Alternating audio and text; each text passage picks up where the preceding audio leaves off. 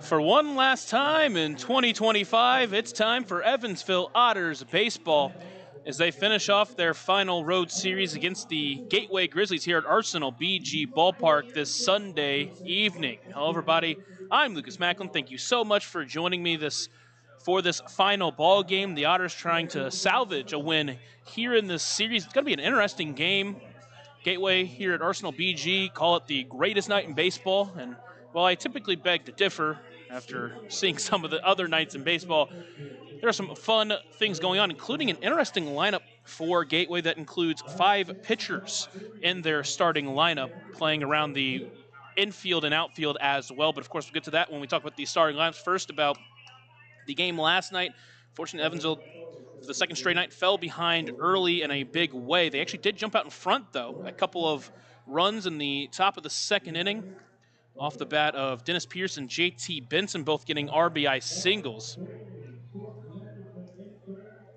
Got Evansville out in front 2-0, but a grand slam from former Purple Ace Mark Schallenberger put them out in front, and Evansville would not be able to make their way back the rest of the night. They got 2 more runs, finishing up the 6th run second. They scored 2 more in the bottom of the third, jumping out in front 8-2. Keenan Taylor did hit a 3-run home run to cut it to 3, but Gateway responded immediately in the bottom half of the 5th, making it 11-5. The Otters would get another run in the 7th to bring it back just a little bit, but could not finish off the comeback, losing 11-6. Saw 5 separate pitchers go last night. Yohan Gonzalez made the start. Ryan Wiltie pitched 2 1/3 innings, and then the final 3 innings for the Otters were from their bullpen. Gunnar Dennis, Nick McAuliffe, and Alex Valdez all pitched scoreless innings, looking good. We'll see if they are used tonight. We'll see how long the starter tonight, Alex Canny, goes. He's making his final start, obviously the final start during his rookie season, and he has been excellent this year for Evansville. He is making his 5th or 6th start, his 7th appearance of the season. During his 6 appearances, that includes 1 relief appearance and then 5 starts. He has he's pitched in 29 1/3 innings, 16 walks to 38 strikeouts, has a 3.07 ERA, a 3.25 ERA. As a starter, he has won 4 straight appearances. Obviously, the Otters have won 4 straight appearances for him, which included a shutout against Windy City for his 2nd start that got him his first career win, where he went 5 innings and struck out 10.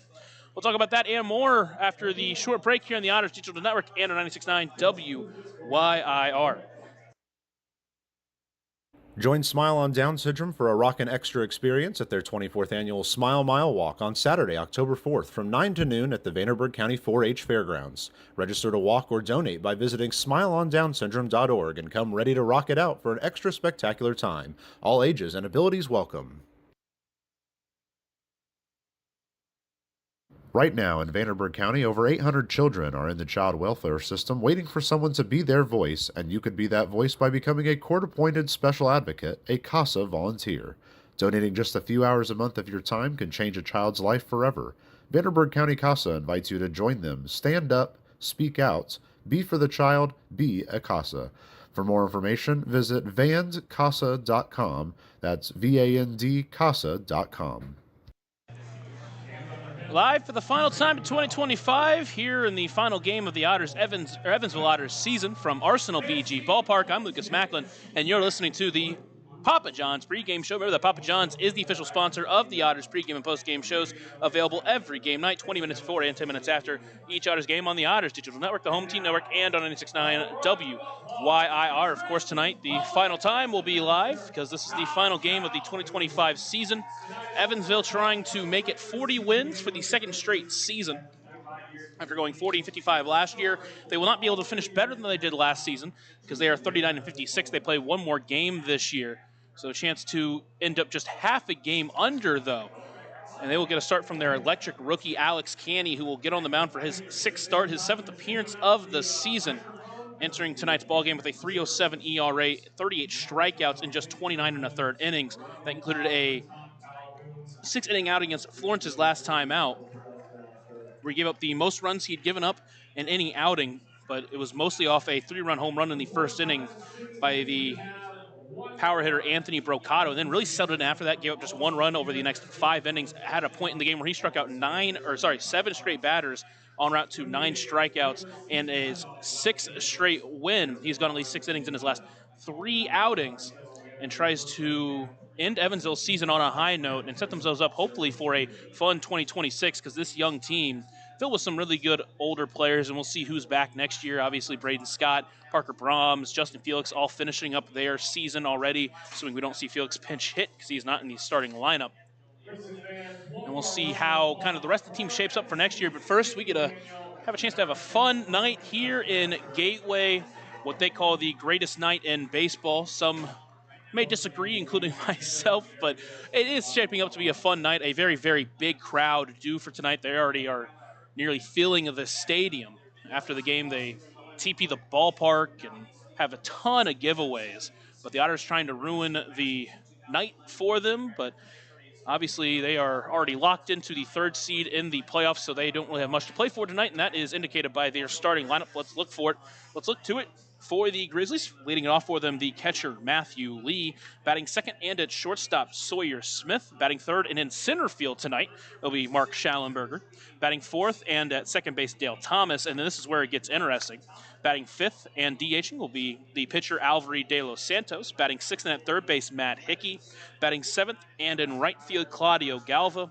Batting eighth and in left field, Alec Whaley. And rounding out the lineup and at first base, Zach Treese. If you were able to pick that up, their last 5 batters in the lineup are pitchers. So again, kind of giving some of their pitchers who want to hit a little bit of a treat at the end of the season. The biggest thing, hopefully, is they don't get hurt while playing in the outfield or at third base in the case of Matt Hickey, or at first base for Zach Treese. But it's just kind of a treat for some of the guys for a really good season. Again, they are already locked into the third seed of the Frontier League playoffs. We already know all the 8 teams within the playoffs, so it'll be interesting to see how that plays out. But first, we have to finish up the 2025 season. There still is a race for the Central Division. Entering tonight's ball games, Washington currently with a 1-game lead over Lake Erie. If they win, they are in no matter what. If they lose and Lake Erie wins, Lake Erie will get the spot. So far in the bottom of the 4th inning, Down East and Washington are tied at 3 in the 4th. And Lake Erie and Joliet aren't due to get underway until 6:05 p.m., which is when we are scheduled to start tonight's ball game. Starting for the Grizzlies is Xander Lovin. It is an actual starter. There are some position players in the bullpen. We'll see how they utilize the rotation tonight.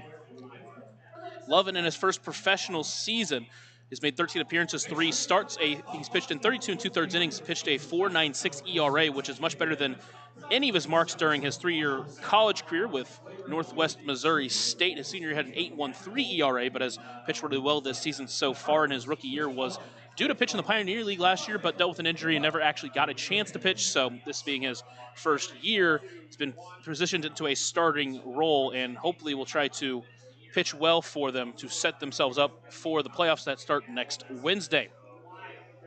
Let's take a look at the starting lineup for your Evansville Otters, headed by Dennis Pierce, the Edward Jones leadoff batter of the game at third base.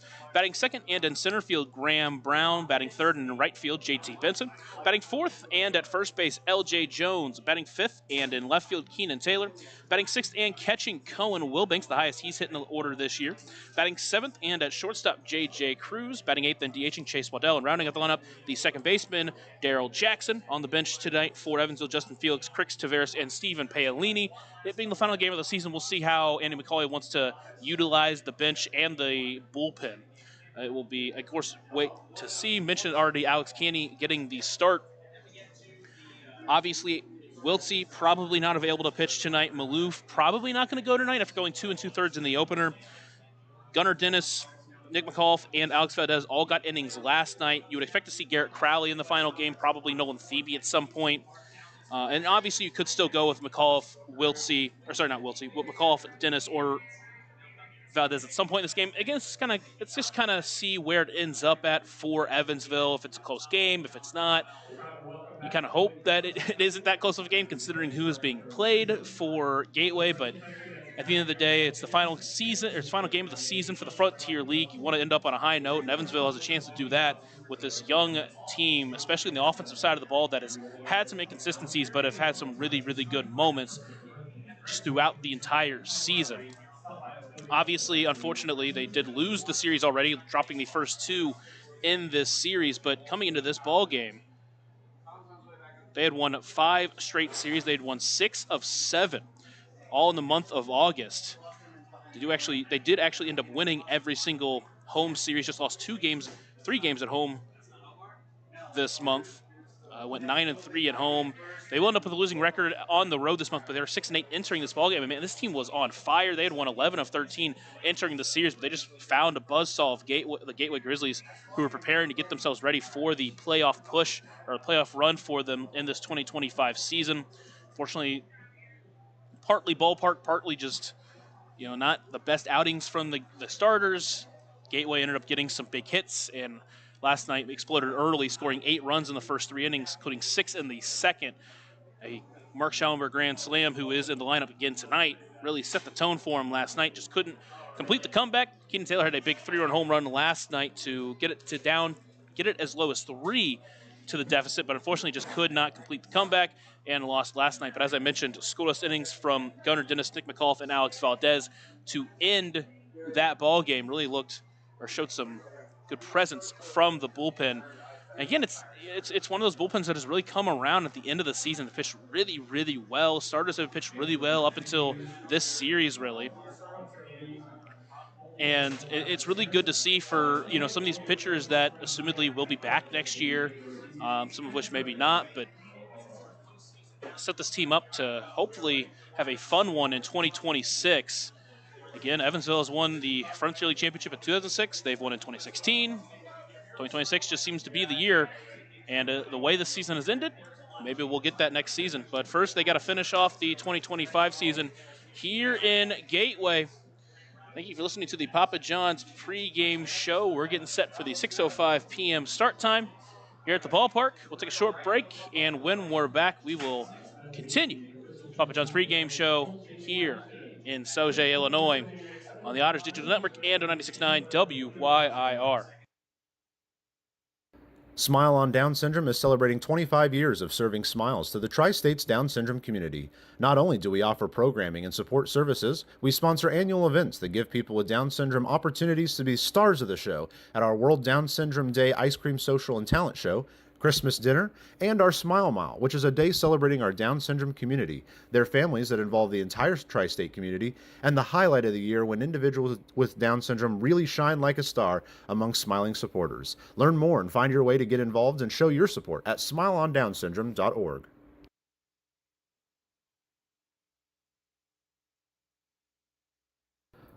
Ballet Indiana is made up of local ballet professionals, dedicated parents, and community members in order to provide unique and life-enriching experiences for hundreds of young dancers, while carrying out their mission to inspire a lifelong appreciation for dance for both our dancers and the Evansville community. More information on Ballet Indiana and information about their upcoming performances is available at balletindiana.org.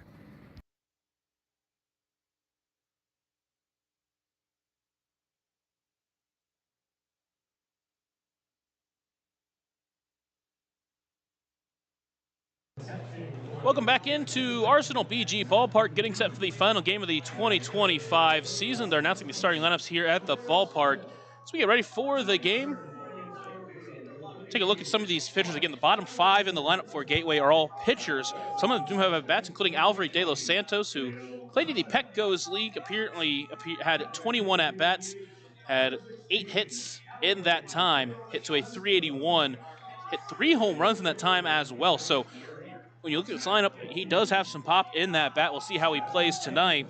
And then the other 2 with at-bats in this lineup are Alec Whaley and Zach Treese. Treese ended up with just 1 at-bat in the 2023 season for Gateway, where he struck out. And then Whaley, I believe, I should have had this up earlier. Yes, Whaley, back during a 2018 appearance with Murray State, had an at-bat where he struck out, and then during a summer ball appearance with Grand Lake had an at-bat. He also struck out in that one. So outside of De Los Santos, the bottom of this lineup, the only people that have had at-bats have struck out. And we'll see how they do tonight in this final game of 2025 for both teams. Thank you so much for listening to the Papa John's pregame show. Remember that Papa John's is the official sponsor of the Otters pregame and postgame shows, available every game night, 20 minutes before and 10 minutes after each Otters game on the Otters Digital Network, the Home Team Network, and 96.9 WYIR. Everyone getting to their feet for the national anthem here at Arsenal BG Ballpark. here on the Otters Digital Network. An original anthem singer from 2001 who has sung for the Grizzlies all these years, performing again tonight for our most loyal fans, Hattie McDaniel.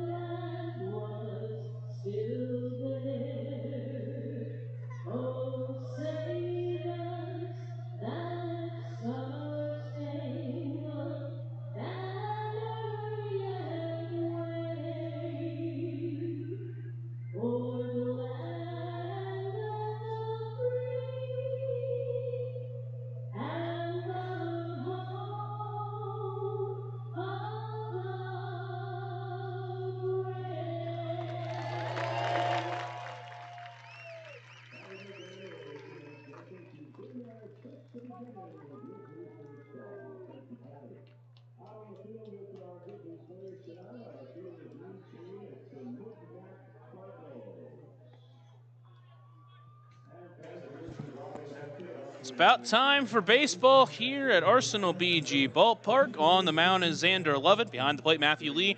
That pitcher-catcher battery is sponsored by the Answer Auto Repair East. Find your battery needs at the Answer Auto Repair East, located at 2319 North Green River Road, or called 812-475-9000.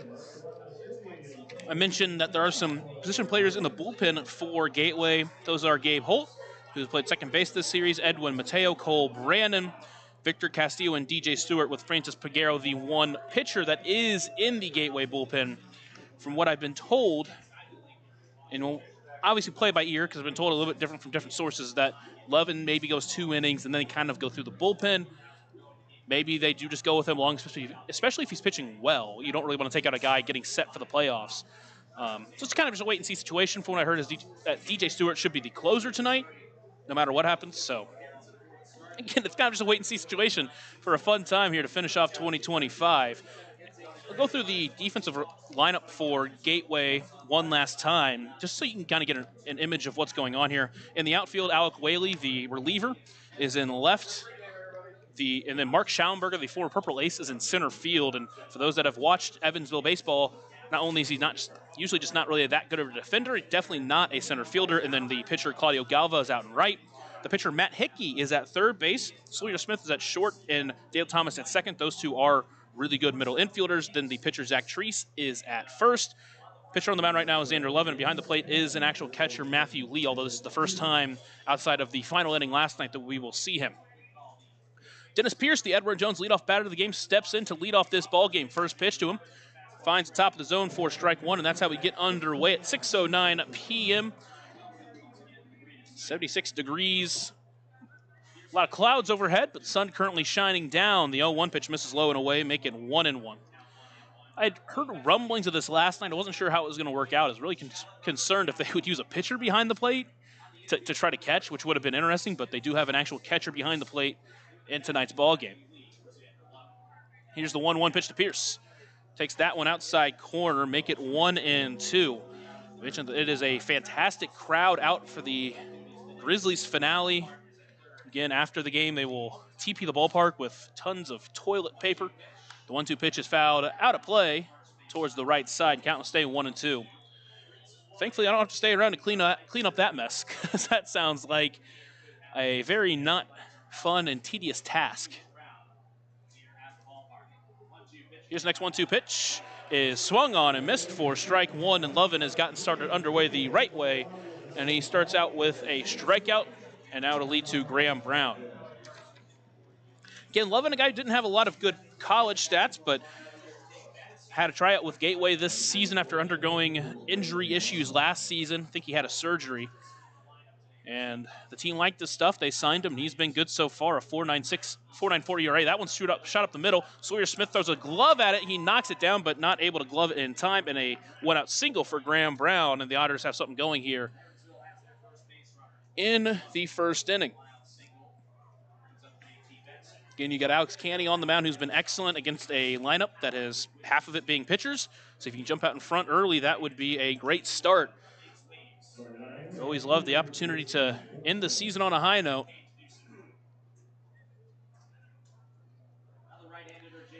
Vincent steps in. Here's the first pitch to him. He takes that one low and away for ball one. Loving a guy that does struggle with walks at times, though. His last time out against Mississippi, he went 5 innings, walked 4 batters, which accounted for 2 of his 3 runs in the ballgame. Here's the 1-0 pitch. Swung on the ground towards third, played by Hickey. He'll go to second in time for one. Throw to first is not in time. Gets over the head of the first baseman, Treese, but it bounces right back to him off the wall. So Benson will stay at first base, beating out the double play. Hickey looking like a natural over there at third already. It was actually Dale Thomas who overthrew the first baseman. And now it'll be L.J. Jones stepping in with 2 away. Runner at first base is J.T. Benson. We'll see if they want to send him here. First pitch to Jones. Misses inside for ball one.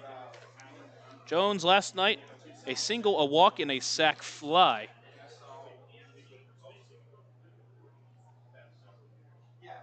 Here's the 1-0 pitch from Lovin. That one finds the zone at the knees, make it 1-1.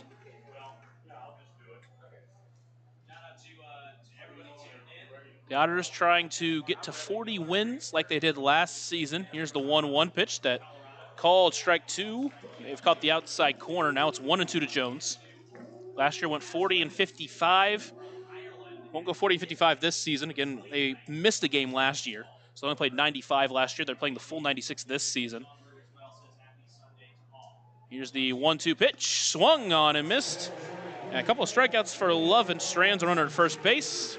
He will head to the bottom of the first inning here in Gateway after a short break here on the Otters Digital Network and on 96.9 WYIR.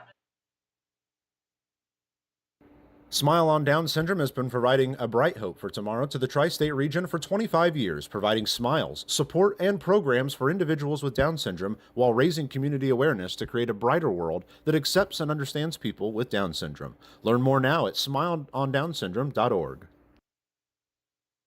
Smile on Down Syndrome is planning a Rockin' Extra Smile Mile celebrating 24 years of walks to support individuals rocking that extra 21st chromosome on Saturday, October 4th at the Vanderburgh County 4-H Fairgrounds. This event will rock your socks off with a vendor mall, food trucks, face painting, special guest appearances, a Rockin' Extra talent show, and more. To learn more about how to rock at the walk or how to become an event sponsor or even to make a donation, visit smileondownsyndrome.org or text 812-449-6049 for more information. This sponsored event is open to the entire tri-state community.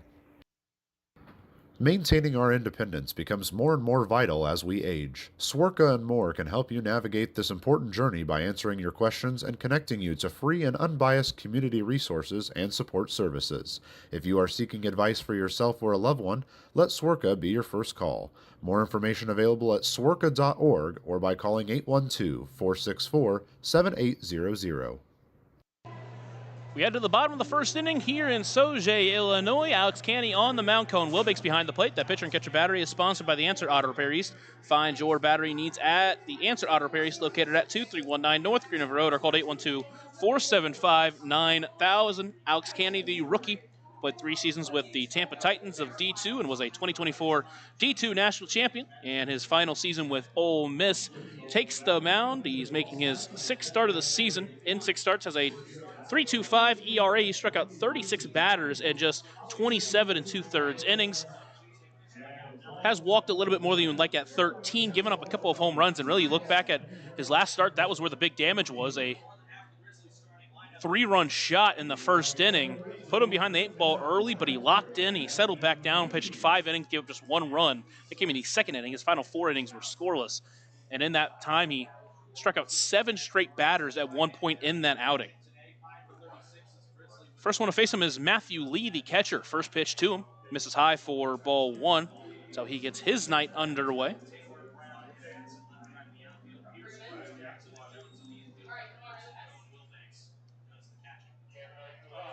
Candy comes set, pitching from the stretch like he always does. Here's the 1-0 pitch. That one's fouled directly back. Lee trying to bat as the leadoff hitter tonight. Count at 1-1.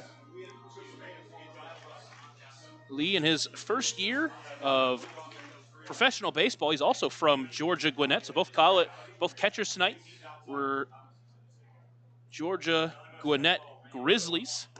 The 1-1 pitch taken just high and make it 2-1.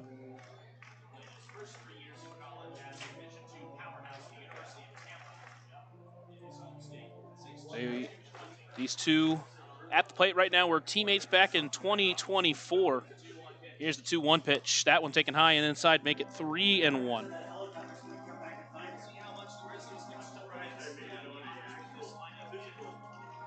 He was with Cal State Bakersfield in the 23 season before transferring to Georgia Gwinnett.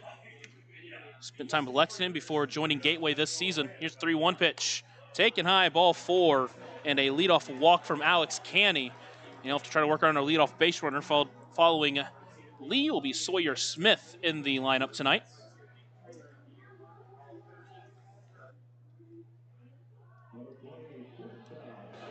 Smith playing shortstop. Heard that's his natural position. He's playing all around the infield, but getting a chance to play shortstop tonight with the modified lineup.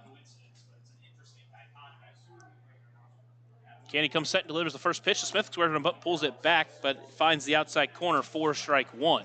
Good to see Candy get back into the count. Again, he's dealt with some inaccuracy problems as a starter. It's worked out in his favor for the most part. He's been able to work around them. Here's the 0-1 pitch. Big swing, but he can't catch it to the fastball of Smith. Make it 0-2. And really, what really settled him in his last performance was he was just dotting up that fastball top of the zone, and the Florence hitters could not get to it. And they kept swinging, they kept going after it, and they continued to miss at it. 0-2 pitch. That one soft looper into right field. Coming in is Benson. It's going to get over the head of Jackson and bloop in for a base hit. I think I may have even broken a bat. That one was not hit hard at all, but just found the open green grass, and now Candy going to have to work around some bad luck here as he faces Mark Schallenberger.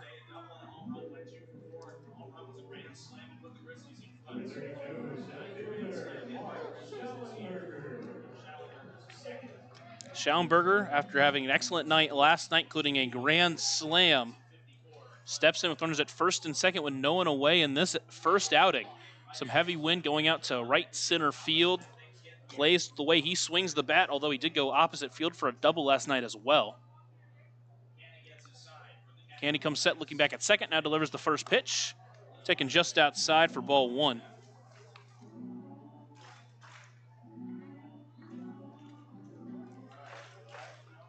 Schallenberger now with 14 home runs in the season, 54 RBIs for the former University of Evansville standout.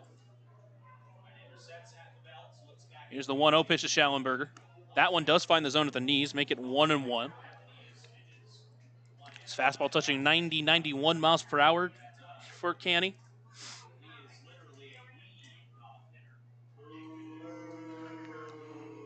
Schallenberger in this series has drawn a couple of walks, had a couple of extra base hits last night. Here's the 1-1 pitch. That one's popped up and overhead. It will get out of play, make it 1-2. Again, Schallenberger, the third of 4 traditional position players in the lineup tonight before you get into the line of 5 pitchers that are in the lineup. Candy sets, looks back at second, now delivers the 1-2 pitch. Fastball taken high, Schallenberger not chasing, make it 2-2. We're back at 91 for that one. Otters in their traditional blue uniforms with the white script, the ones they've been wearing all weekend. Grizzlies in their third different uniform this weekend. They're in a white uniform with like kind of a teal gradient at the bottom, pink sleeves with the script across the middle. It says the Grizz. Jerseys that I believe are going to be auctioned off after the game tonight. Canny comes set. Looks back at second, delivers a 2-2 pitch. Misses outside, gets away from Wilbanks. Count's going to run full, and the bases will now hold runners at second and third as that one got away.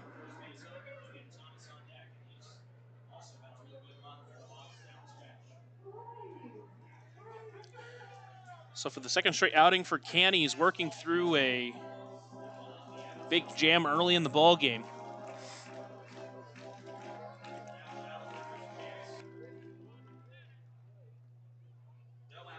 We'll see if he can try to escape it without giving up too much damage. The infield not playing in, so they're willing to give up a run to get an out. Canny sets, delivers the payoff pitch.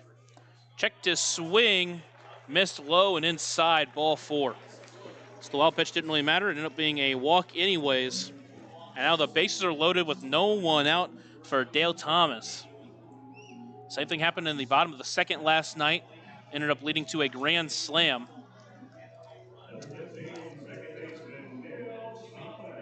Thomas with a big night last night. Same as Schallenberger. Had a home run, a double, a walk, and a sac fly. He went 2 for 2 on the night. Hit his 16th home run of the night last night. Here's the first pitch to him. Swinging, that one's lifting to right center field. That one's going to be due for the gap. It's going to get down, bounce, and up over the short porch and right. And the Grizzlies are going to jump out in front early, 2-0.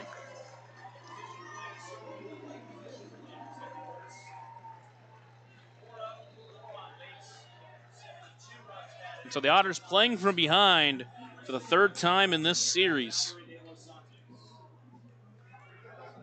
Still no one away for Alvary De Los Santos, the pitcher. Does have a few at-bats in the Petco's League when he was with there, but this is his first at-bat in the Frontier League.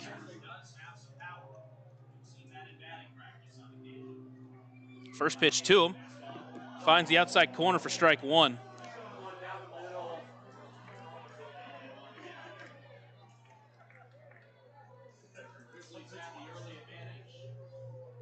Really need to try to get out of this inning without any more damage given up, does Canny, or as little as possible. The 0-1 pitch, big swing, but he comes up empty as De Los Santos make it 0-2.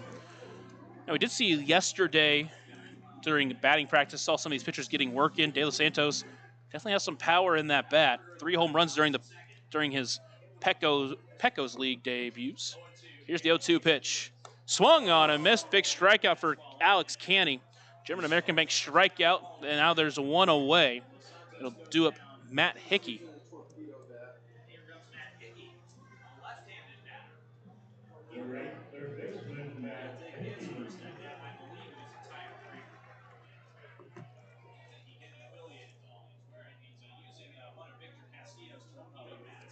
So Matt Hickey will step in, his first professional at-bat. First pitch to him, swung on, popped up left side, over towards it is Pierce. That one's hooking, now coming back in, and he overran it. And it'll be 0-1. Look down to try to avoid the third base coach that's standing way out of the third base coach box. And then he lost the ball in the air there. Now it's behind 0-1. Here's the 0-1 pitch to Hickey. Big swing, but he can't come up with the fastball, make it 0-2. Again, it's a different type of pitching, obviously, at this point in the game. You have pitchers due up here, pitchers that outside of De Los Santos haven't really hit at all. Canny comes set and delivers the 1-2 pitch to Hickey. Popped up. That one's in the infield, coming in as Pierce. That one's coming inside, still coming in. He's able to get it on the run for out number 2. That wind is pushing that ball out quite a bit. And now back-to-back outs. Gateway needs a hit or a mistake to score a run. It'll be Claudio Galva. Galva, his first professional at-bat.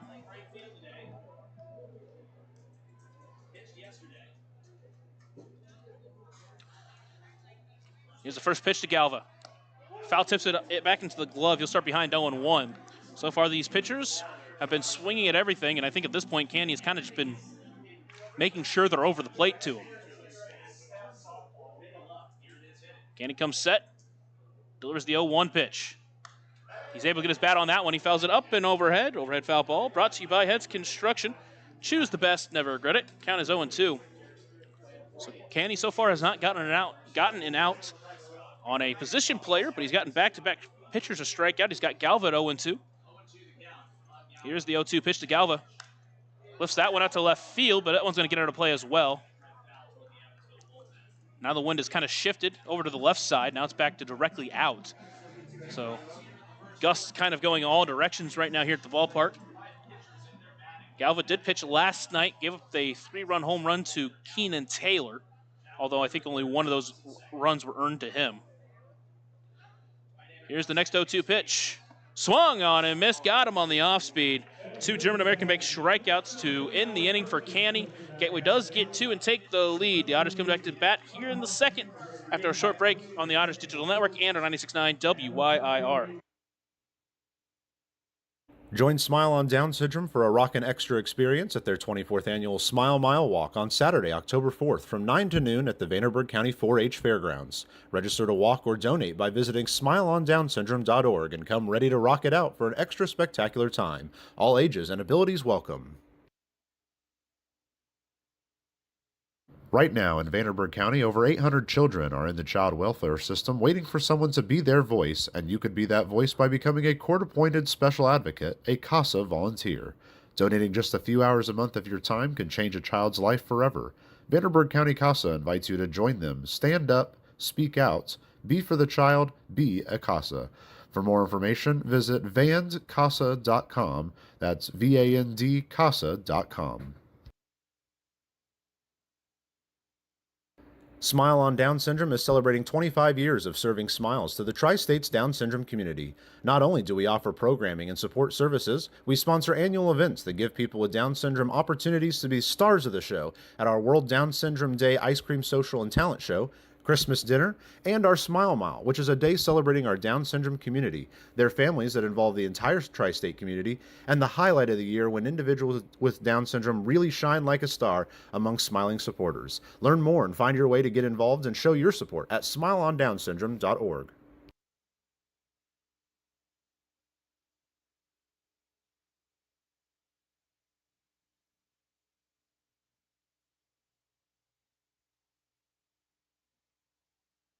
We head to the second inning. Otters trailing 2-0 in front of what it looks like a near sellout crowd. It is filled to the brim here at Arsenal BG Ballpark.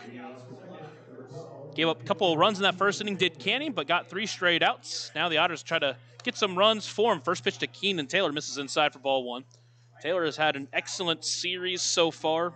Last night went 1 for 4 with a walk and a 3-run home run. Went 4 for 4 in the opener with a home run in that one as well. That one line to left. That one's going to get just over the glove of Matt Hickey over at third base. And a leadoff single for Keenan Taylor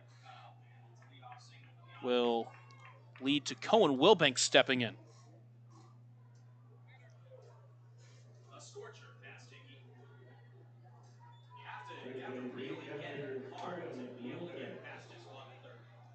Now it'll be Cohen Wilbanks, who did not play last night, but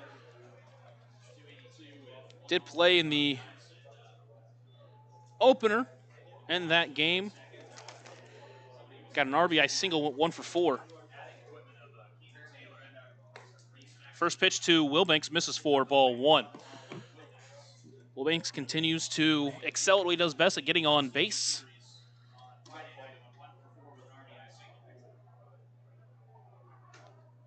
Here's the 1-0 pitch to him. That one on the ground towards second. Played by Thomas to short for 1. Throw to first. Strong throw in time, and that's a double play.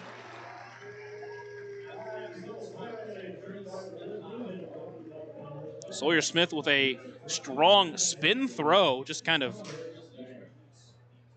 throwing it out there. And now with 2 outs, it's J.J. Cruz stepping in.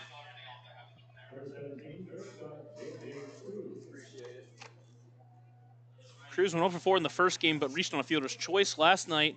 Went 1 for 4 after getting a hit in his first at-bat. First pitch finds his own 4-strike-1.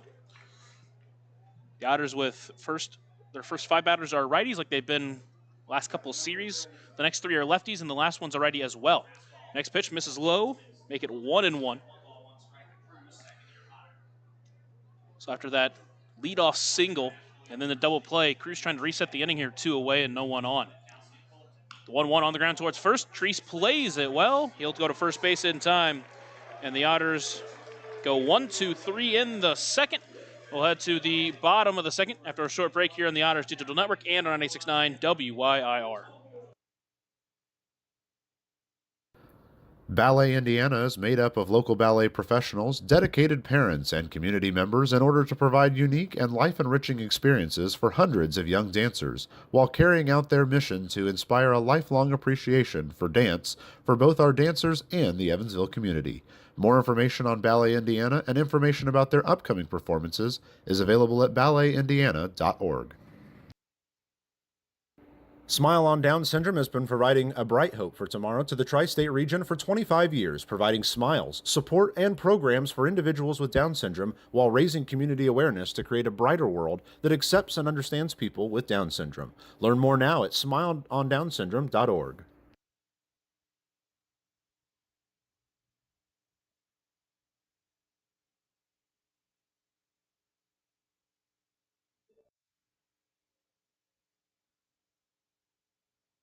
Smile on Down Syndrome is planning a Rockin' Extra Smile Mile celebrating 24 years of walks to support individuals rocking that extra 21st chromosome on Saturday, October 4th at the Vanderburgh County 4-H Fairgrounds. This event will rock your socks off with a vendor mall, food trucks, face painting, special guest appearances, a Rockin' Extra talent show, and more.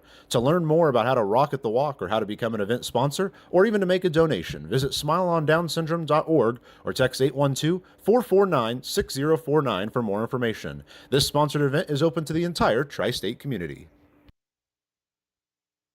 We got to the bottom of the second here at Arsenal BG Ballpark. Otters trailing 2-0.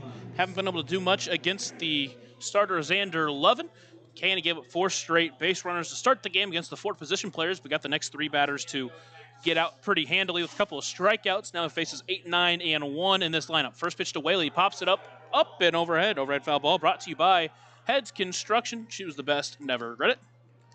Whaley does have a couple of at-bats during his baseball career, at least post-high school.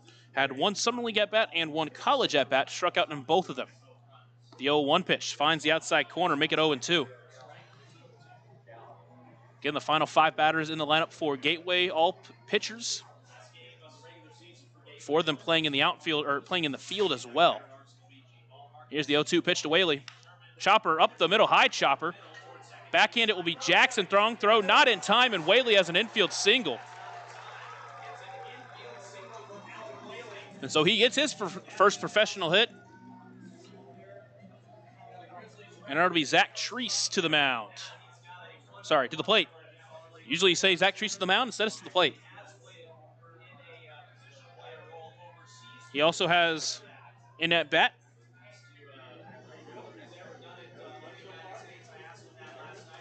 had 1 in 2023, at least with the Frontier League, where he struck out swinging as well. Large crowd continues to fill in as Will Banks goes out there to talk with this pitcher. Gets a tough one, not a bad pitch. Obviously, it's a pitcher, but a high chopper. It's a very tough play to make. No chance that Jackson really was going to have to make that at all. We'll see if they're going to have him swing. I mean, obviously you probably would, but traditionally in this situation, you have a pitcher at the plate with a runner at first base, you would have to bunt.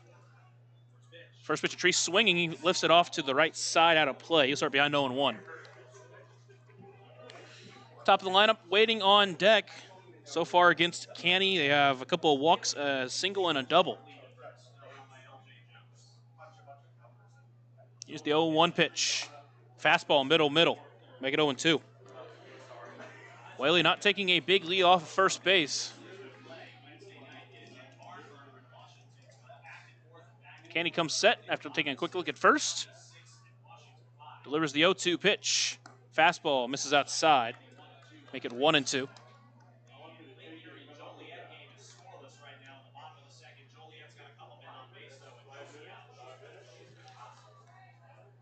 Canny comes set to the mound once again. Whaley took a short lead off first base. Here's the 1-2 pitch.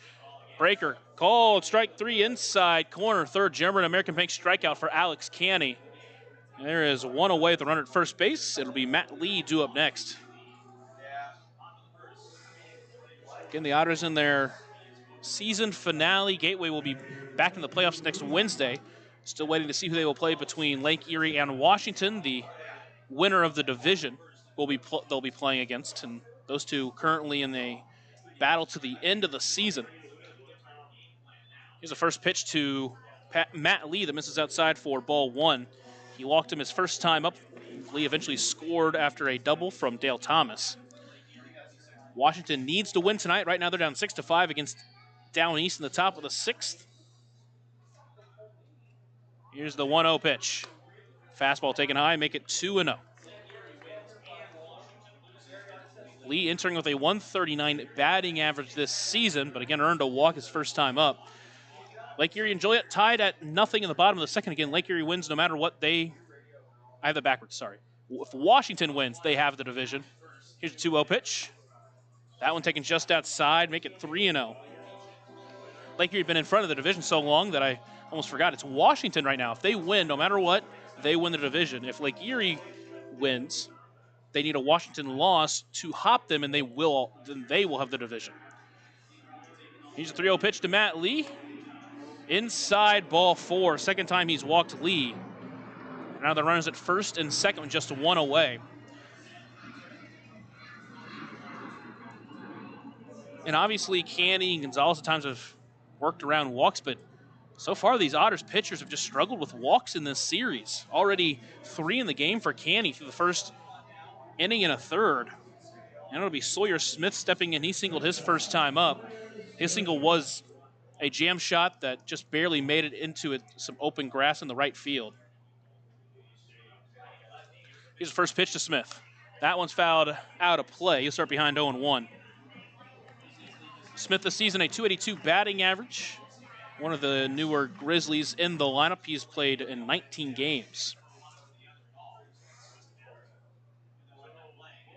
Here's the 0-1 pitch from Alex Canny to Sawyer Smith.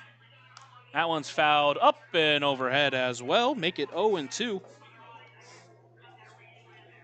Canny, who played his final college season with Kansas, played his first 3 years with St. Cloud State. He also played summer ball this season and a few other summers with the St. Cloud Rocks, that in St. Cloud, Minnesota.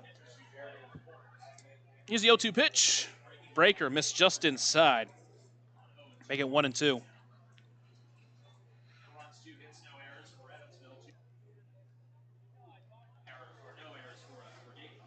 Three hits, 3 walks so far for Gateway in this game. They've used it to score 2 runs, trying to score some more here in the second. The 1-2 pitch taken just high. Make it 2-2. Not a bad pitch there, but just didn't get the swing.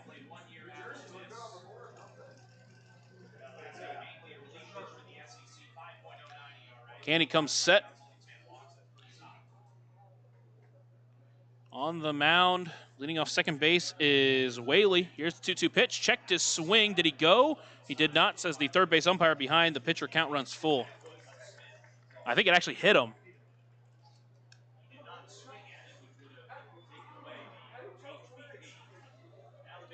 Hold on, I think there's only 3. It must have hit him. Otherwise, he should be coming back because the count's full.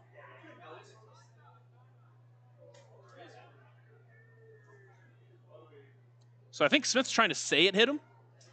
The home plate umpire, which tonight is Noah Hobart, I think he just lost track of the count. Maybe he thought there was 3 balls already. Count was 2-2 to Smith. Ball missed inside. I think Smith thought it hit him, so that's why he started walking down. The home plate umpire, Hobart, when he lost track of the count, just thought it was 3 balls, he started walking down. If it hit him, sure, it's he takes first base. But if it didn't, it's just ball 3, and the count's 3-2. And he's telling Smith to get back to the plate.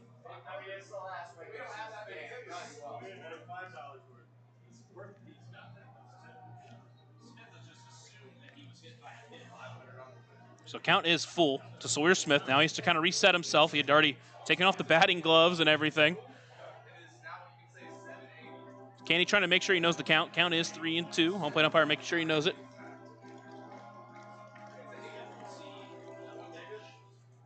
McCauley jumped out pretty quickly to make sure he knew what was going on because that was a very confusing moment there.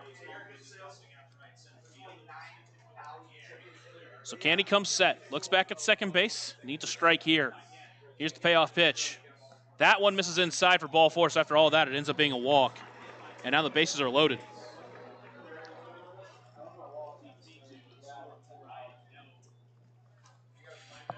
Back-to-back walks for Candy in the inning after an infield single. And the bases are loaded.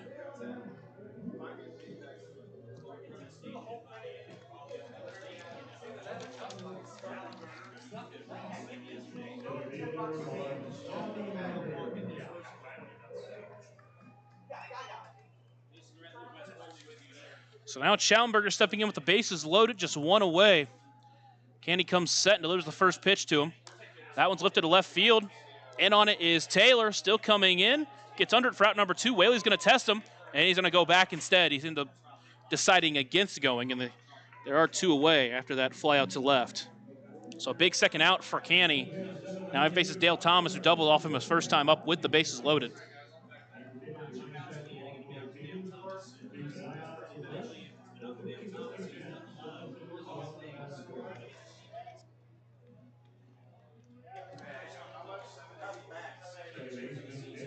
Thomas has had a really good couple of games, couple of doubles, a home run for him.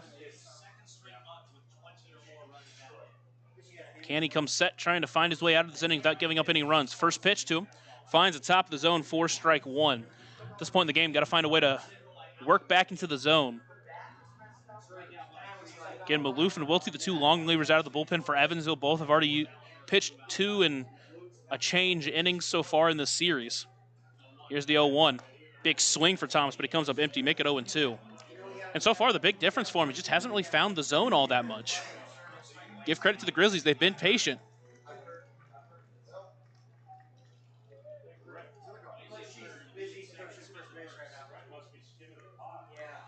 Canny comes set once again. Delivers the 0-2 pitch. Fastball taken high. Thomas thought about it, decided against going, make it 1-2. Washington still trailing to down east. A loss would open the door for Lake Erie to win the division. Here's the 1-2 pitch.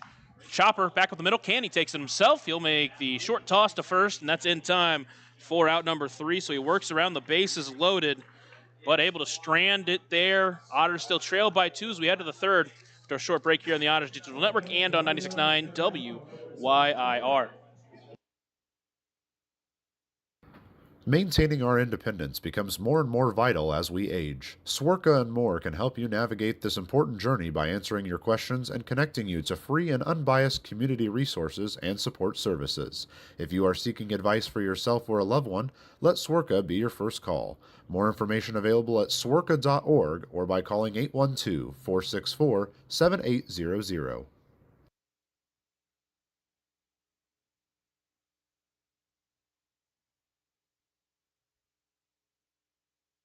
Join Smile on Down Syndrome for a rockin' extra experience at their 24th annual Smile Mile Walk on Saturday, October 4th from 9 to noon at the Vanderburgh County 4-H Fairgrounds. Register to walk or donate by visiting smileondownsyndrome.org and come ready to rock it out for an extra spectacular time. All ages and abilities welcome.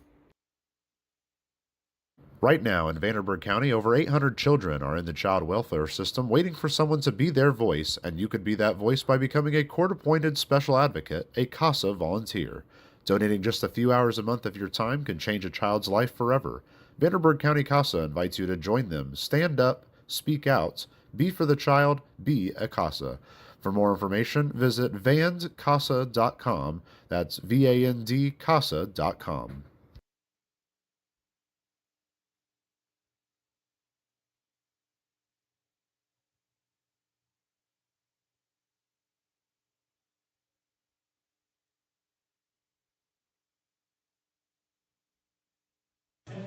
We head to the top of the third inning here in Arsenal BG Ballpark. The Otters trying to fight from behind. It is Chase Waddell, Daryl Jackson, then the top of the lineup due up for the Otters here in the third inning.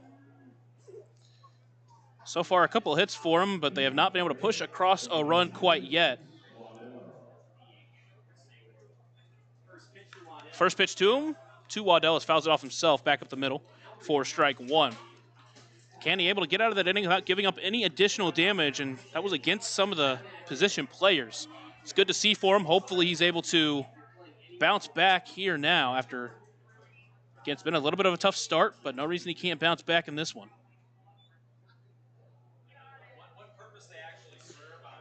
Waddell DHing tonight. He's caught one game, but he's used as a DH his other starts. The 0-1 pitch misses outside, make it 1-1. Getting a lot of wind. It's kind of blowing all over the place, kind of in a, sometimes it's out to the right, sometimes it's from right to left. It's coming back into the press box even. The 1-1 pitch, that's chopped towards first, but foul, make it 1-2. Crowd continues to grow for tonight's ball game. Again, probably one of their best nights, if not their best night during the season.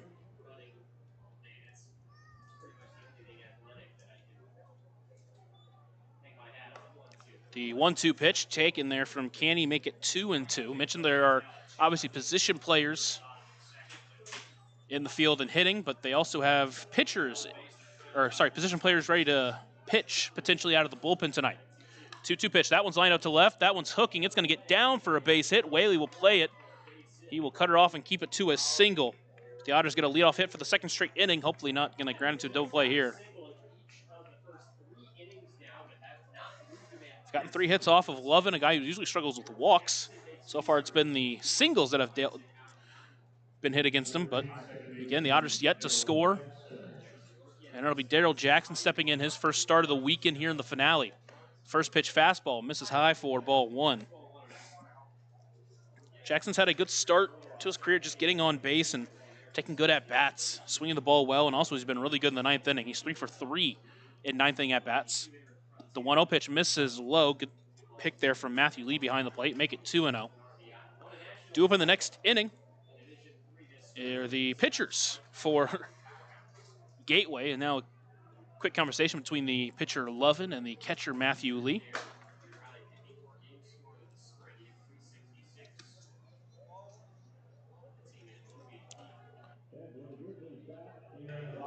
So they have a conversation. Once again, time to look at the Frontier League scoreboard. Bottom of the 6th inning, Washington still down by 1. They've been in the 6th inning for a while. We'll see if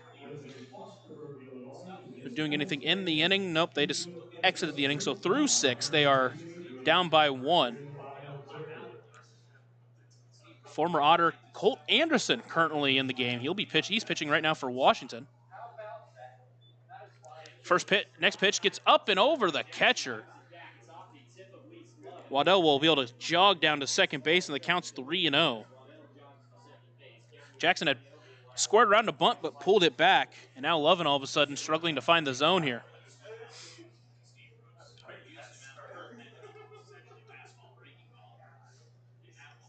Washington had runners at first and second. Next pitch to Jackson, finds the zone, make it 3-1. Chance to tie the game, but couldn't. And now it's Downey still holding a 1-run lead. 3-1 pitch, that's slow up the middle, but Smith able to back up to it and bring it in, 4-out number 1.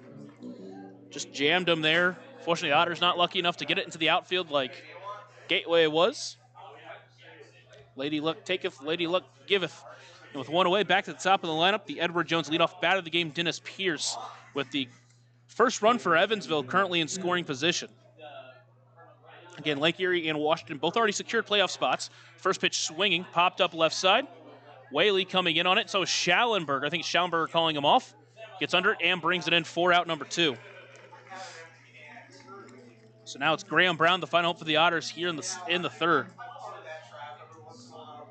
The winner of the division will be playing these Gateway Grizzlies. The loser playing Schaumburg.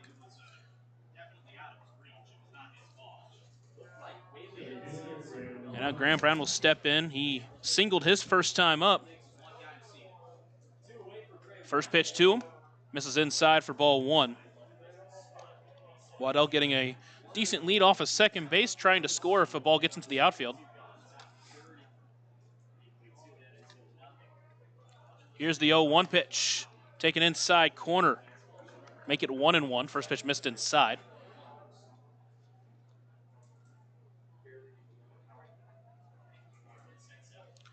Lovin comes set. Here's the 1-1 pitch to Brown. That one line to center. That's going to get through for a base hit. They're going to send Waddell home. Schaumburger will play it. He's going to throw it in. It'll be cut off by Treese, and a run will score for Evansville as they get on the board here. Now they trail by 1. Graham Brown's second hit of the game.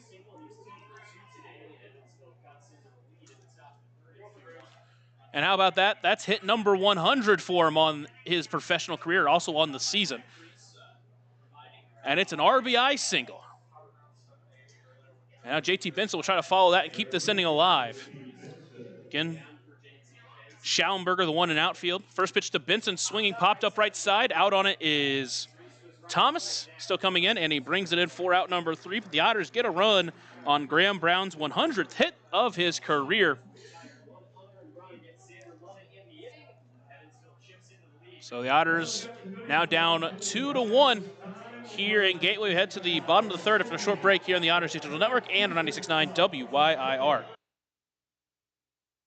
Smile on Down Syndrome is celebrating 25 years of serving smiles to the Tri-States Down Syndrome community. Not only do we offer programming and support services, we sponsor annual events that give people with Down Syndrome opportunities to be stars of the show at our World Down Syndrome Day Ice Cream Social and Talent Show, Christmas dinner, and our Smile Mile, which is a day celebrating our Down syndrome community, their families that involve the entire tri-state community, and the highlight of the year when individuals with Down syndrome really shine like a star among smiling supporters. Learn more and find your way to get involved and show your support at smileondownsyndrome.org.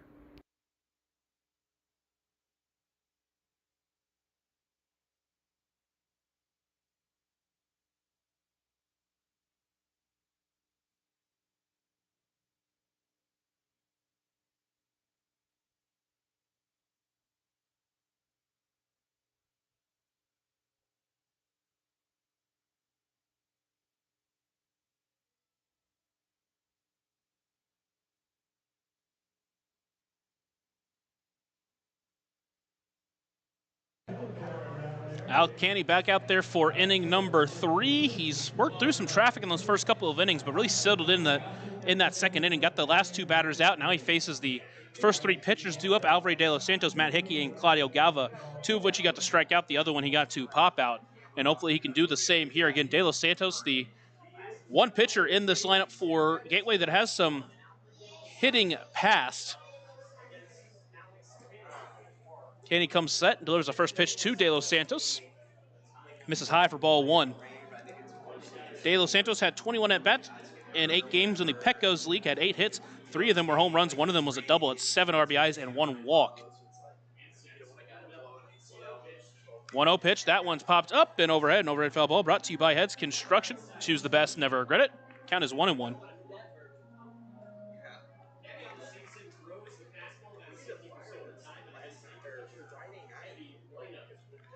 Canny comes set. Here's the 1-1 pitch. Big swing, but he comes up empty. Make it 1-2. De Los Santos, every at bat, he's going up there trying not just to get a hit, but get a home run.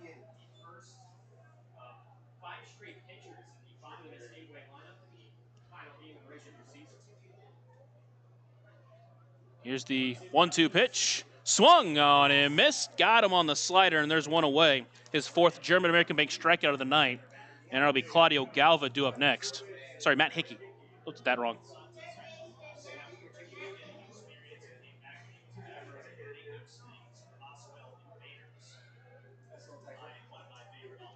Here's the first pitch to him. Finds the outside corner, 4-1. Hickey making his 2nd professional at-bat. That one on the ground, past the glove of L.J. Jones, and that's a single for him.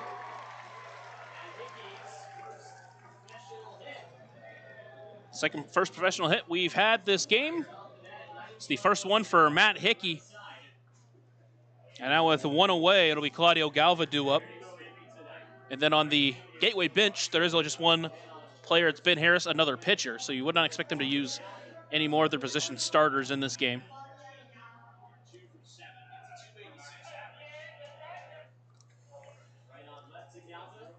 Canny sets, delivers the first pitch. That one is looped towards third. Pierce able to get under it in time for out number 2. So he's got a couple of outs. Now it'll be Alec Whaley, who singled his last time up on an infield single.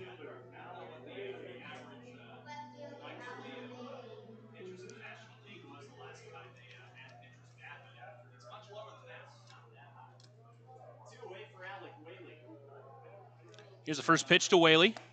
Finds the outside corner for strike 1. His infield single was a high chopper to second that really Jackson had no chance to make the play on.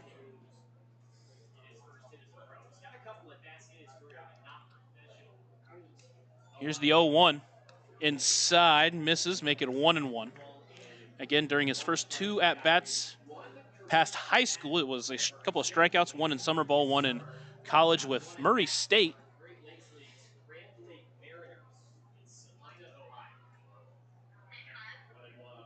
Canny sets, delivers the 1-1 pitch. That one on the line towards short. Cruz tosses the second in time for the third out of the inning. So he works around a single to get out of the inning. We are through 3. We headed the 4th after a short break here on the Honors Digital Network and on 96.9 WYIR. Smile on Down Syndrome has been providing a bright hope for tomorrow to the tri-state region for 25 years, providing smiles, support, and programs for individuals with Down syndrome while raising community awareness to create a brighter world that accepts and understands people with Down syndrome. Learn more now at smileondownsyndrome.org.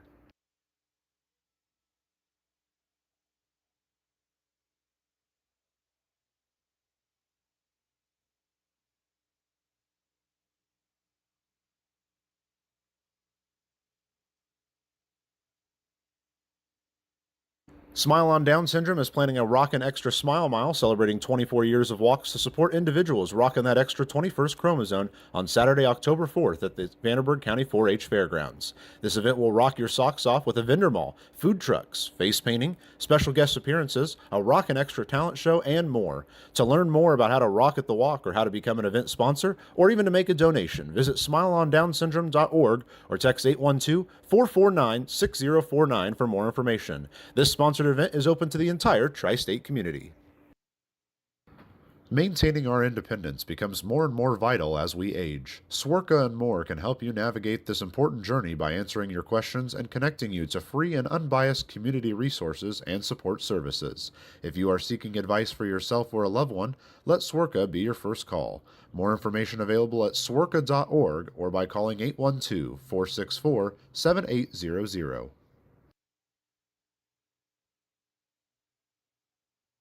Join Smile on Down Syndrome for a Rockin' Extra experience at their 24th annual Smile Mile Walk on Saturday, October 4th from 9 to noon at the Vanderburgh County 4-H Fairgrounds. Register to walk or donate by visiting smileondownsyndrome.org and come ready to rock it out for an extra spectacular time. All ages and abilities welcome. Through 3 here at Gateway. The Otters trail 2-1.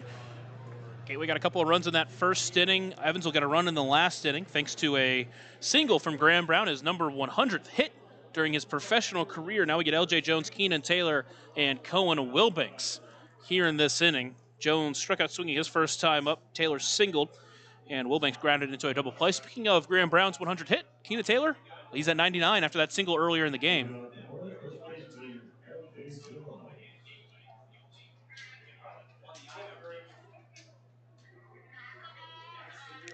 Jones steps in. Here's the first pitch from Lovin. That one lined to left. That one's hooking. That one's going to get down and get to the wall. Whaley will play it off the wall. Jones rounding first, heading for second. He's going to slip and go back. Throw's going to come into first, not in time. He's able to get back safely. So the Otters will take a single there. Whaley, the not traditional left fielder. Again, the pitcher playing out in the left.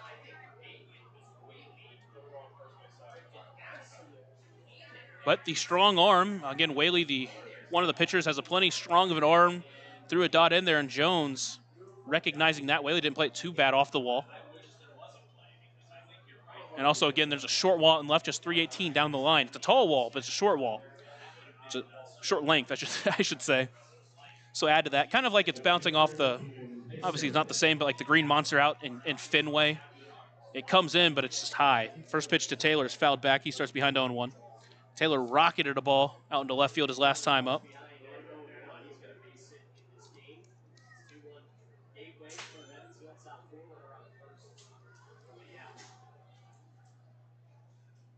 Lovin comes set pitching from the stretch. Here's the 0-1 pitch. Misses outside, make it 1-1.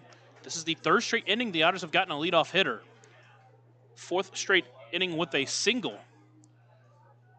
But just one hit after those 4 singles.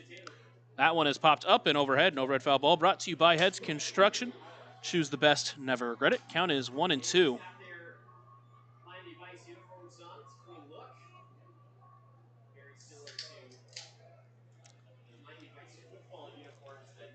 So Lovin steps back on.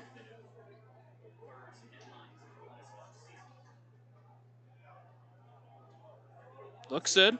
Delivers the 1-2 pitch. That one looped towards second. It jumps for it is Thomas, brings it in time for out number 1. Wasn't hard hit, but it still takes a hit away from Keenan Taylor. So the one away, it is Cohen Wilbanks. Chance to make up for that double play he grounded into earlier.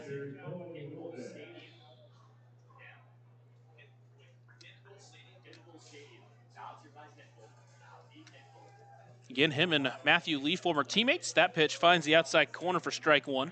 Lee behind the plate catching.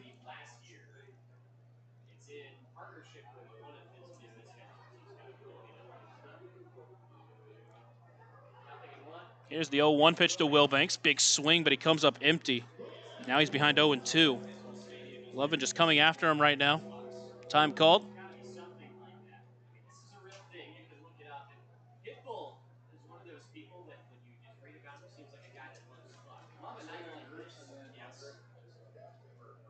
Steps back in.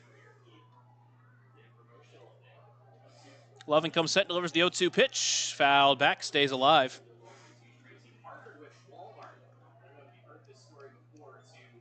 Count still 0-2 to the Otters catcher.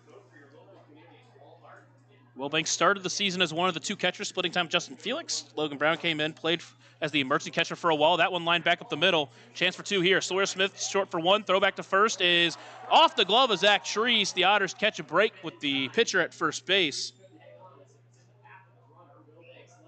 So Wilbanks gets to first base on a fielder's choice.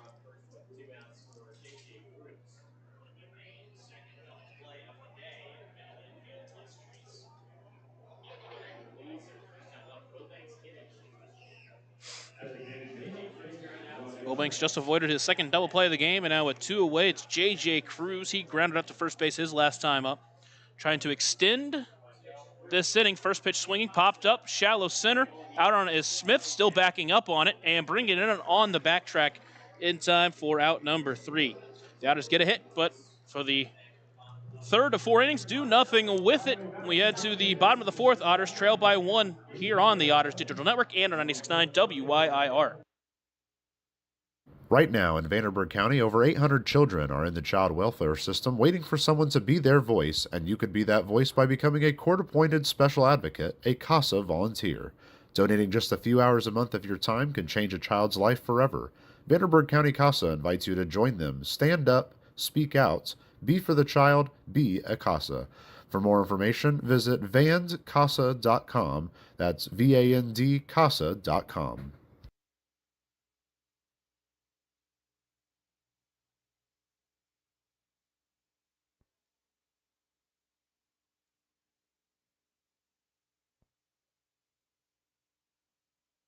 Smile on Down Syndrome is celebrating 25 years of serving smiles to the Tri-States Down Syndrome community. Not only do we offer programming and support services, we sponsor annual events that give people with Down Syndrome opportunities to be stars of the show at our World Down Syndrome Day Ice Cream Social and Talent Show, Christmas dinner, and our Smile Mile, which is a day celebrating our Down syndrome community, their families that involve the entire tri-state community, and the highlight of the year when individuals with Down syndrome really shine like a star among smiling supporters. Learn more and find your way to get involved and show your support at smileondownsyndrome.org.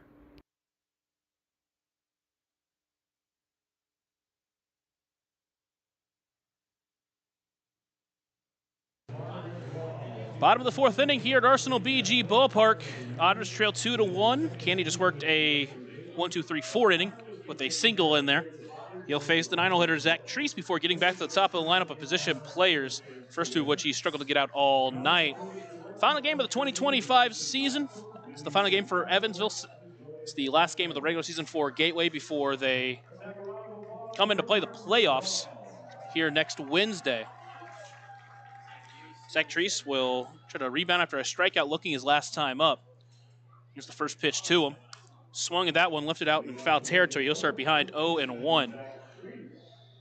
Treese, the veteran pitcher of this squad, getting a chance to hit, making his third professional at bat. He struck out both times. Here's the 0-1 pitch. That one finds the outside corner, make it 0-2.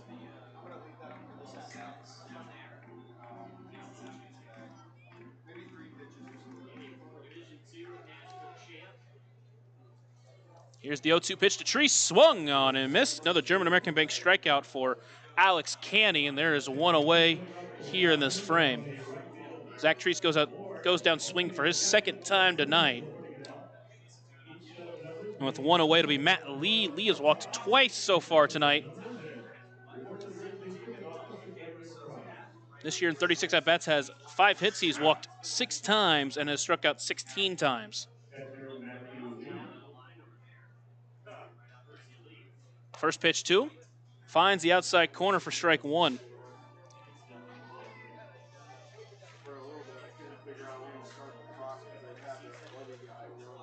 Lee, the catcher from Georgia Gwinnett, finished up his college career this spring. Here's the 0-1 pitch. That one finds the corner as well. Make it 0-2, and that's what you want to see. Again, this guy's not proven he can hit you. He's just walked twice. Go after him. Former teammate of Cohen Wilbanks behind the plate. Time called now by Lee as he tries to reset himself.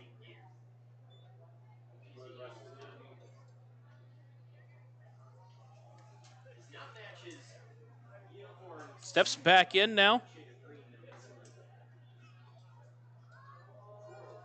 Canny setting and delivering the 0-2 pitch to Lee. That one misses low, couldn't get the swing. Another good stop there by Wilbanks. Count moves to 1-2.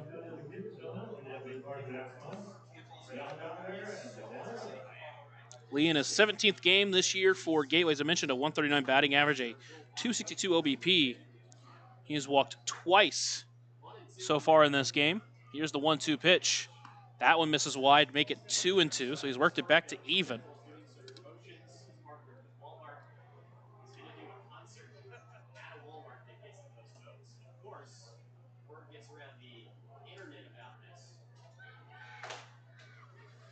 Canny comes set once again. Delivers the 2-2 pitch. Foul tipped back into the glove for strike 3. Another German-American Bank strikeout for Alex Canny. There are 2 away. That is his 6th strikeout of the game so far. And with 2 outs, Sawyer Smith.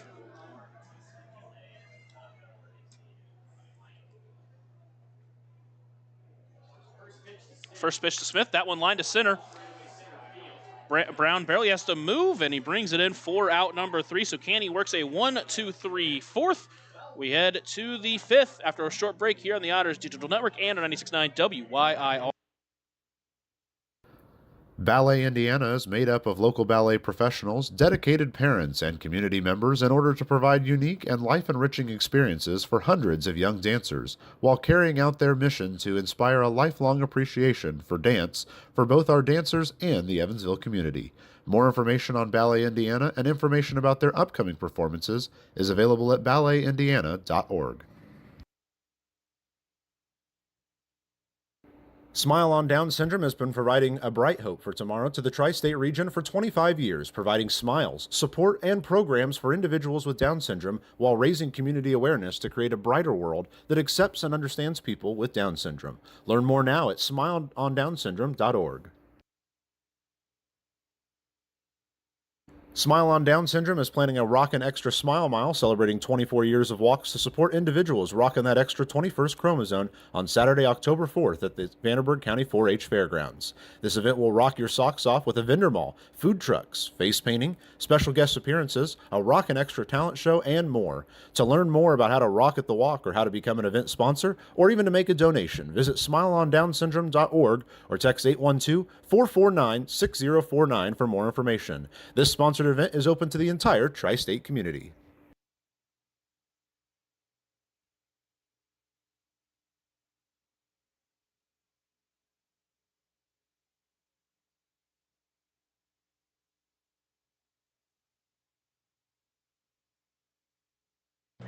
We head to the Buffalo Wild Wings 5th inning. Remember, bottom was absent out here. It's dine and only.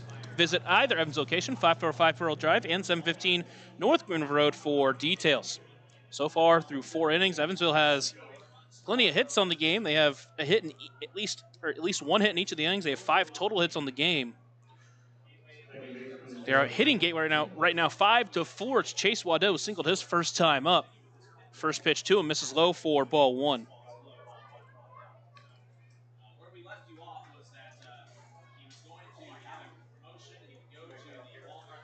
Count now 1-0. They've led off the last 3 innings with hits so far.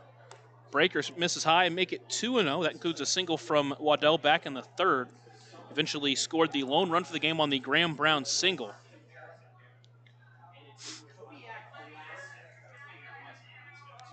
Two-0 pitch that checked over the middle, snagged by Lovin. Tossed to first in time, and there's one away. Longest he's gone in an outing as 5 innings. That was his last outing against Mississippi, where he gave up 3 earned runs in that game. So far, an unearned run because he gave a pass ball instead of a wild pitch on the 1-2 Daryl Jackson. First pitch to Jackson, finds the zone for strike 1. Yeah, when he squared it in a bunt, they gave it a pass ball on the fastball that missed high, but is what it is. No reason not to help your guy. Here's the 0-1 pitch. Breaker misses outside, make it 1-1.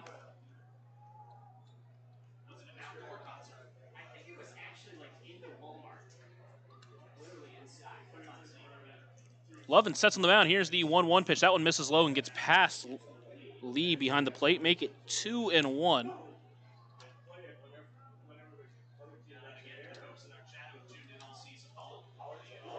To the bottom of the 8th, they are in Washington. Washington still down by 1. Lake Erie down by 2, though, in the top of the 4th inning. 2-1 pitch. That one launched to left field. That one's hooking. Believe it goes foul, and it does. Count 2-2. But showing off the power as that one was hit deep enough, just not straight out enough.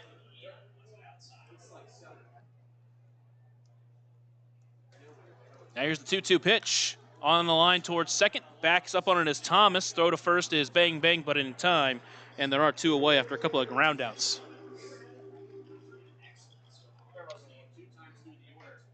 Lovin so far has done a good job of getting strikeouts and usually getting pop-outs. Hasn't forced that outfield that is filled with guys that are out of position to work too hard. And now it's the Edward Jones leadoff batter of the game, Dennis Pierce, stepping in. He's 0 for 2 with a strikeout and a flyout.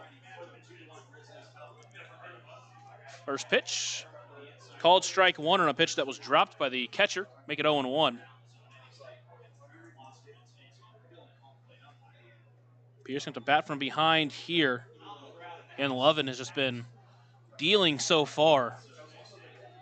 Here's the 0-1 pitch. That one's flown out to right field. That one's hooking into foul territory. Over towards it is Galva and Treese, but it's going to get out of play and make it 0-2. That one actually might have had the distance if that thing stayed fair as well.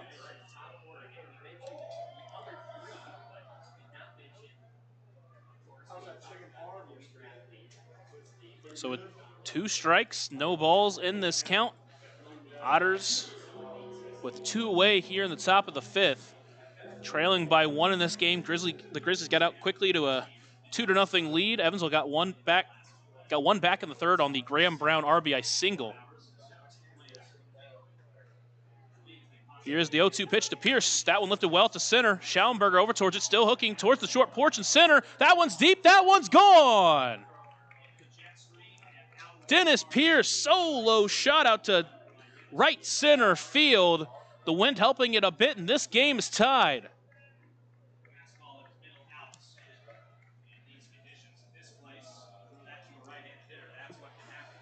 Brand new ball game here in Gateway after the solo shot from Dennis Pierce, and now it's Graham Brown to follow.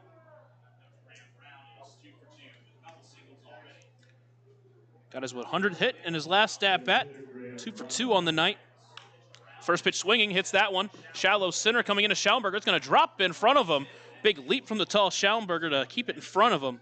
But a 2-out single extends the inning to JT Benson as he's 3 for 3 on 3 singles.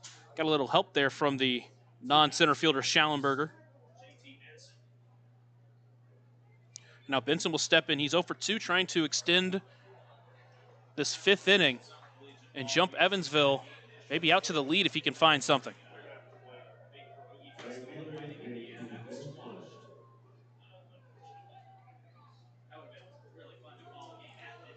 Here's the first pitch to Benson. Takes the inside fastball for strike 1. That went up at 92 miles per hour. Tough one to do anything with there.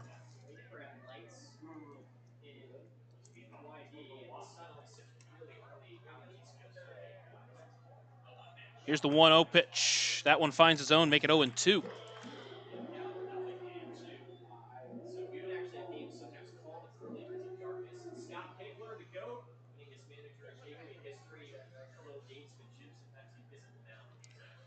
Counts 0-2. Here's the 0-2 pitch. That one misses low, make it 1-2 to the Otters right fielder, trying to find his first hit of the game.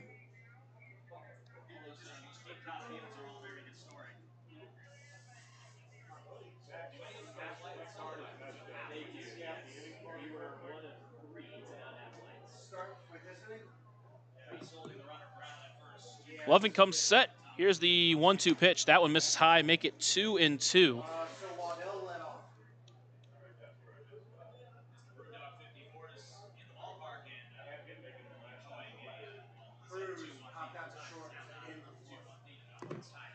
Here's the 2-2 pitch to Benson. That one on the line towards right, but foul. Count stays at 2-2.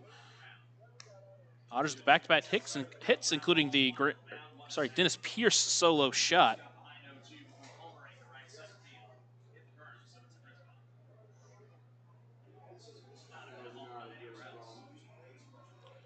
Here's the 2-2 pitch, chopped towards left, but foul. Count stays 2-2.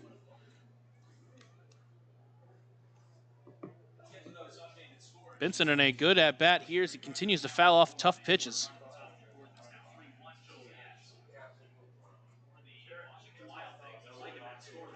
That one on the ground towards short, backhanded by Smith. He'll go all the way to first. It'll be in time for out number 3, but the Otters tie it up on a solo shot from Dennis Pierce. Gets a little help from the wind and a little help from the short ballpark. Well, to the bottom of the 5th after a short break here in the Otters Digital Network and 96.9 WYIR. Maintaining our independence becomes more and more vital as we age. Swerka and more can help you navigate this important journey by answering your questions and connecting you to free and unbiased community resources and support services. If you are seeking advice for yourself or a loved one, let Swerka be your first call. More information available at swerka.org or by calling 812-464-7800. Join Smile on Down Syndrome for a rockin' extra experience at their 24th annual Smile Mile Walk on Saturday, October 4th from 9 to noon at the Vanderburgh County 4-H Fairgrounds. Register to walk or donate by visiting smileondownsyndrome.org and come ready to rock it out for an extra spectacular time. All ages and abilities welcome.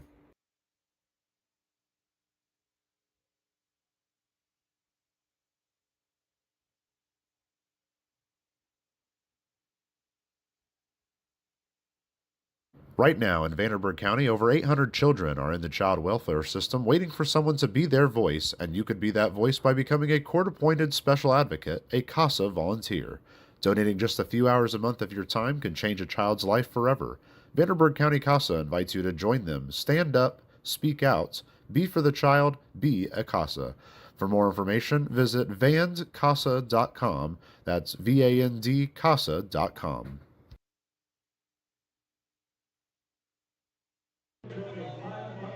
Brand new ball game here at Arsenal BG Ballpark. All knotted up at 2 as we head to the bottom of the 5th inning. It'll be Mark Schallenberger, Dale Thomas, and Alvaro de los Santos due up in this inning. There's some action in the Gateway bullpen after Xander DeLevin gets a handshake from his coach. Seems like it'll be it for him tonight. We'll see if the new pitcher is warming up in a second. That solo shot from Dennis Pierce, huge. It ties the ball game up, puts Evansville in a good spot to try to complete a comeback here. First, I got to get through this inning. Schallenberger, here's the first pitch to him. That one hit well deep out into right. Benson watches it, Brown out towards it. That one's still going, and he answers with a solo shot of his own, and Gateway jumps back out in front 3-2. First pitch he saw in the inning, wasn't waiting. Homers for his second straight night. Otters playing from behind once again. It's now 3-2.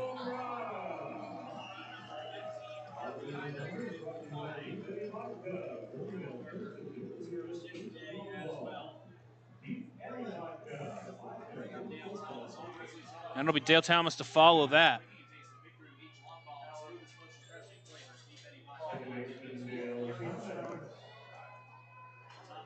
The former UE standout. First pitch to Thomas finds top of the zone for strike one. Back-to-back nights trying to steal the hearts of the Otters.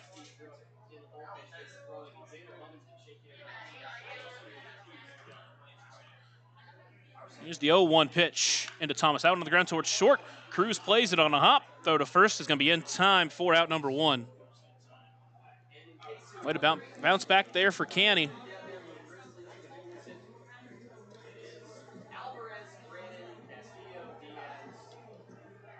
Now it's Alvaro de los Santos.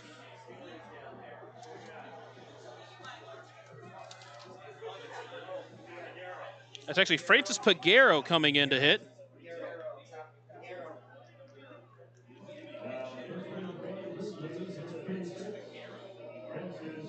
Pinch hits in the 5th inning. Another pitcher in to hit. We'll see if they use him to pitch at some point in the game.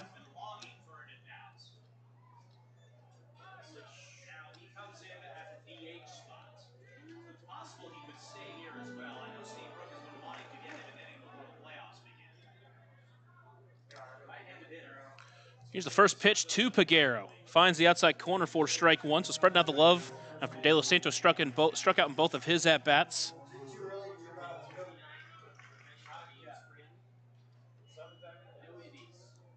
Here's the 0-1. Popped up and overhead for an overhead foul ball. Brought to you by Heads Construction. Choose the best, never regret it. Count is 0-2.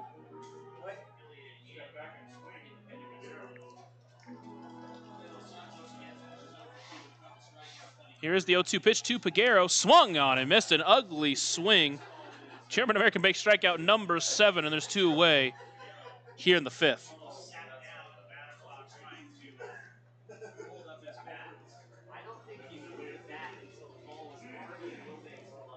And it'll be Matt Hickey. He enters 1 for 2 with a single his last time up.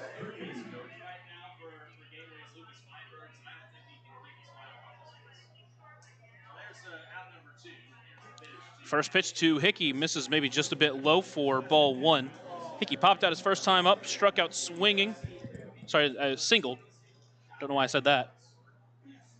Maybe looking to the future. Here's the 1-0 pitch. That one's hit well to right.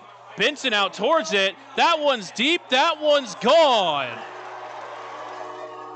Matt Hickey goes deep. After getting his first professional hit, he gets his first professional home run.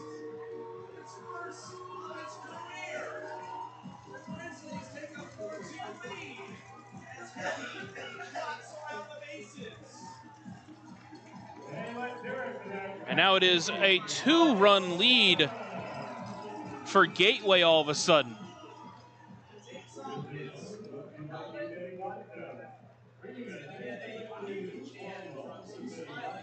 And now Evansville is going to have to play from behind 2 runs once again after tying it back up in the top half of the inning. Here's the first pitch to Galva that finds the inside corner for strike 1.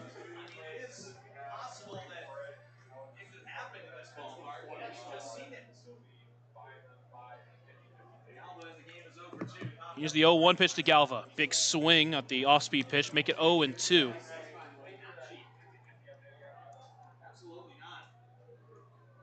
He hit that ball well, that is for sure. Just kind of left it over the heart of the plate. Here's the 0-2 pitch to Galva. Goes on the breaker, but he fouls it off. Count stays 1-2, or 0-2, sorry. The second home run of the night, second home run of the inning off of Canny. First one is off Schallenberger, that one off the bat of Matt Hickey. Here's the 0-2 pitch. Misses inside, make it 1-2.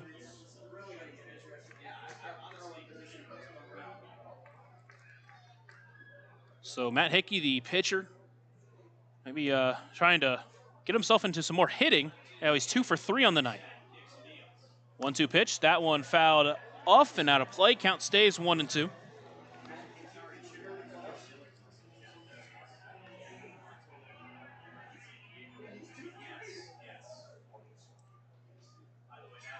Otters in a tough game right now.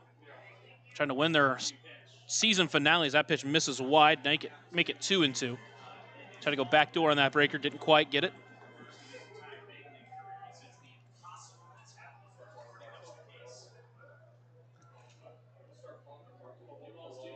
Canny comes set once again. Here's the 2-2 pitch to Galva. That one just missed outside, maybe. Count runs full. Not a bad pitch. Galva almost went for it, didn't quite. And now with the full count, Alec Whaley awaiting on deck. Here's the payoff pitch. Popped up, shallow left field out on his cruise. Calls everybody off and brings it in for out number 3. But 2 home runs from Gateway, and the Otters are trailing as we head to the 6th. That was the Buffalo Wild Wings' 5th inning. Remember, bottomless apps are now here. Visit either Evans location, 5405 Pearl Drive and 715 North Green River Road for details. Take a short break, and when we're back, we will have the 6th inning led by L.J. Jones here on the Otters Digital Network and 96.9 WYIR. Smile on Down Syndrome is celebrating 25 years of serving smiles to the Tri-States Down Syndrome community.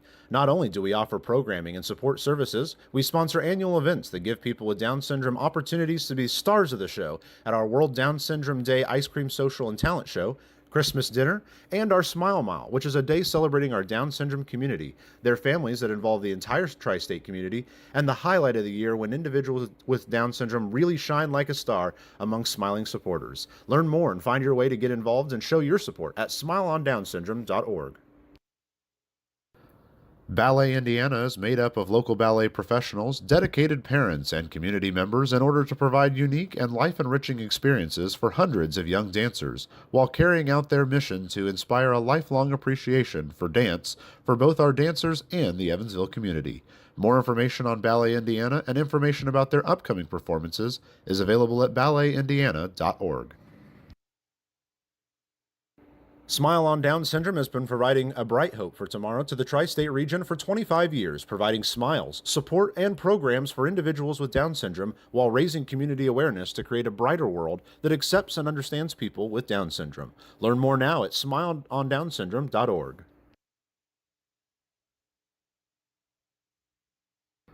Maintaining our independence becomes more and more vital as we age. Swerka and more can help you navigate this important journey by answering your questions and connecting you to free and unbiased community resources and support services. If you are seeking advice for yourself or a loved one, let Swerka be your first call. More information available at swerka.org or by calling 812-464-7800.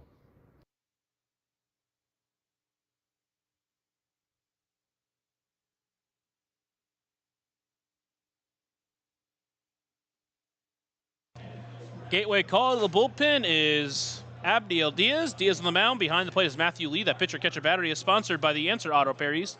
Find your battery needs at the Answer Auto Repair East, located at 2319 North Green River Road, or call 812-475-9000. A position player on the mound here for Gateway is Diaz, making his first professional appearance as a pitcher. The longtime Grizzly will face L.J. Jones, Keenan Taylor, and Cohen Wilbanks here in this inning. First pitch to Jones. misses maybe a bit inside or low for ball 1. The Otters got 6 hits off the starter 11, scored a couple of runs, but just missed some opportunities. The 1-0 pitch misses inside, make it 2-0. Diaz throwing it in at 74 miles per hour right now. Here's the 2-0 pitch to Jones. Throws in at 64 for a strike, make it 2-1. Although I don't know if the Otters have scored a run on a position player yet this year. 2-1 pitch, that one softly out to right field, but it's going to land foul and make it 2-2. Although it hasn't been that many opportunities in my mind, I can think of a couple. Obviously, one happened here, and that was a big fiasco. But so don't quote me on it, but it's just one of those things that is in my mind. Here's the 2-2 pitch. Inside, just count runs full. The Otters playing from behind 2 here, trying to make a comeback and win this ball game to end the 2025 season. 3-2 pitch. Called strike 3 outside corner. Just went down looking, and there's one away.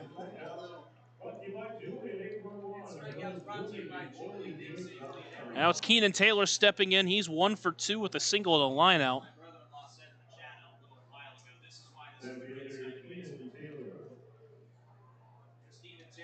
Trying to jumpstart this Otters offense. Here's the first pitch to him. 76 in there for a strike. Otters trying to be patient, but not working out for him so far. The 0-1 pitch. That one line out to right. That one's sending Galva back. Still going back at the wall. That one is gone. Keenan Taylor now has home run in 3 straight games and brings Evansville back to within 1.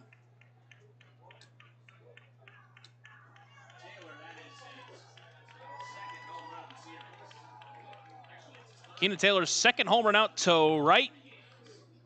That short porch out and right, it gives it and it takes it away. And it's been giving to both teams so far tonight. And with one away, it's Cohen Wilbanks. He tries to follow that up.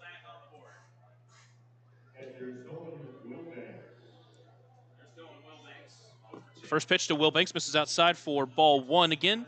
As I mentioned, position player on the mound for Gateway. They have nothing to play for tonight. Already have locked up the 3 seed in the playoffs. That one's lined up to center. Schallenberger doesn't have to move much as it goes right to him, and that will be out number 2.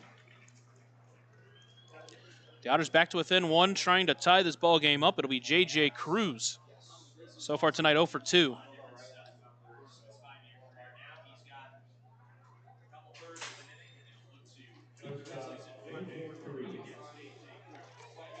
Cruz just 1 hit in this series so far. First pitch to him misses low for ball 1.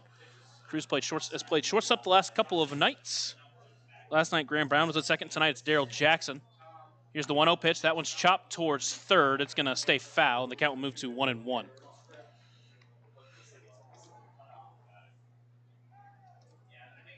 Washington and Down East are into the bottom of the 9th inning. It's 7-6 now, Down East.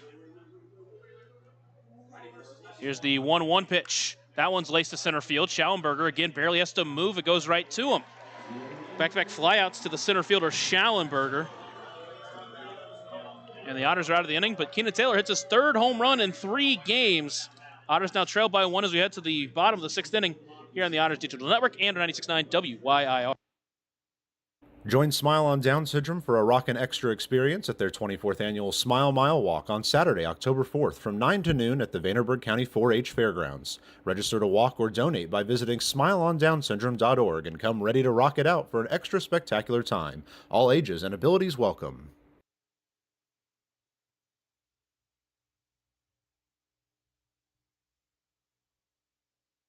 Right now in Vanderburgh County, over 800 children are in the child welfare system waiting for someone to be their voice, and you could be that voice by becoming a court-appointed special advocate, a CASA volunteer.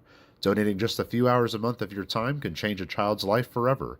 Vanderburgh County CASA invites you to join them. Stand up, speak out, be for the child, be a CASA.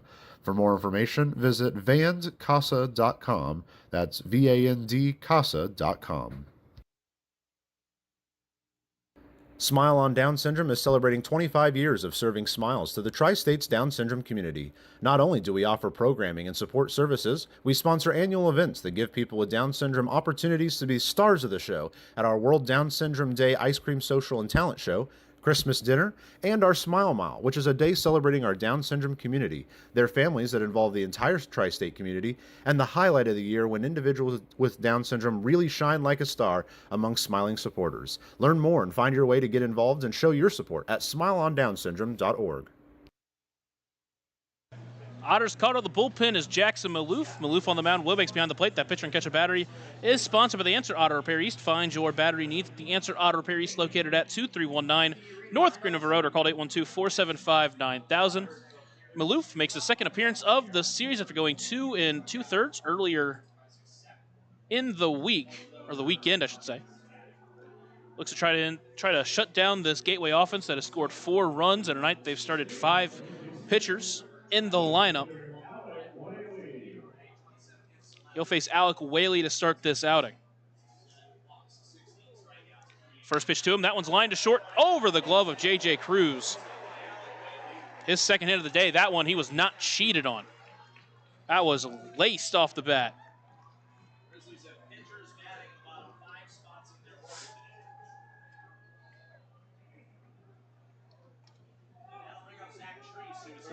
Now it'll be Zach Treese playing first base. He is 0 for 2 with a couple of strikeouts.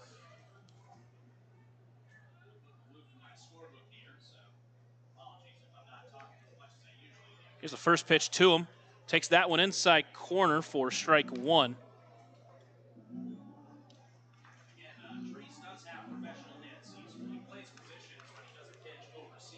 Maloof looking in, comes set, delivers the 0-1 pitch.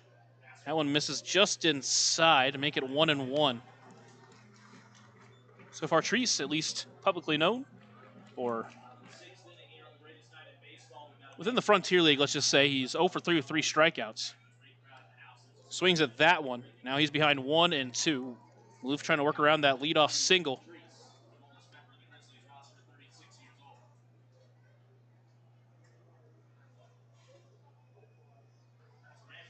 Maloof comes set and throws it to first base. He's got Whaley leaning. Jones will go to second base. Now Whaley caught in a rundown. Cruz chasing him.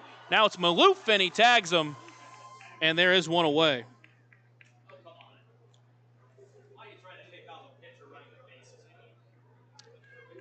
Ruled at 3-6-1 on the pickoff attempt.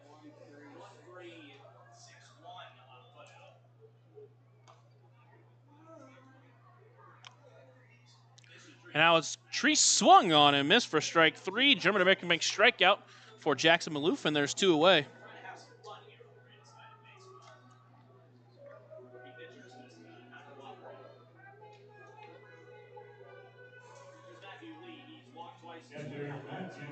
And now with 2 away in the inning, it'll be the top of the lineup, Matthew Lee. So far in this game, a couple of walks and a strikeout swinging. First pitch to him. Misses just a bit high for ball 1. Gets into the first 4 in the lineup, all of which are position players for Gateway. Here's the 1-0. That one's laced to left field, but it's going to land in the bullpen, make it 1-1.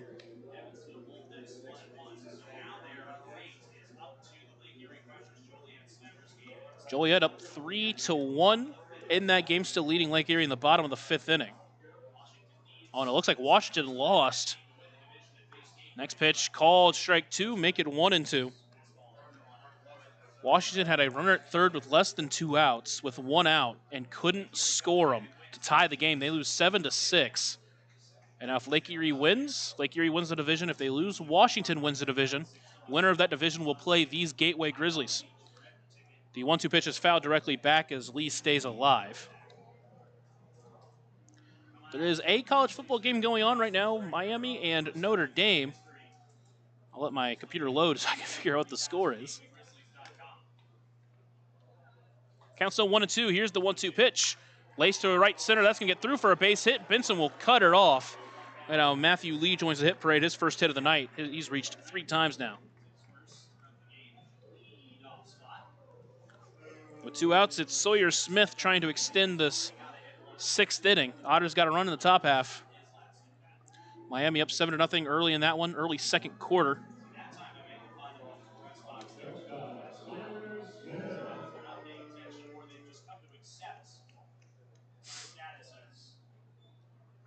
First pitch, scores on a bunt, pulls it back. That pitch missed low for ball 1.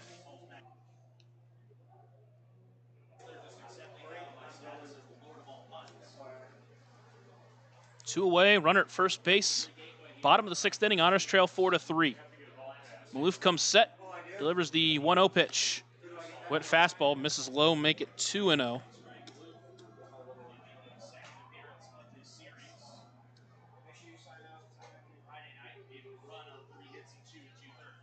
Maloof gave up 1 run earlier in the week. Looked good overall. Next pitch, that one fouled off. Runner was taking off. But he'll have to go back after that foul ball, make it 2-1 to Sawyer Smith.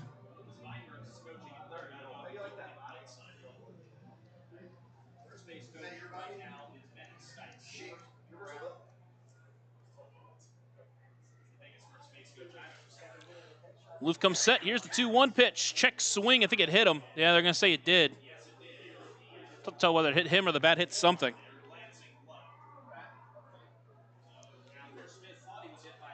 Now the runners at first and second with still 2 away. It's a 2-out rally for Gateway. Brings up Mark Schallenberger.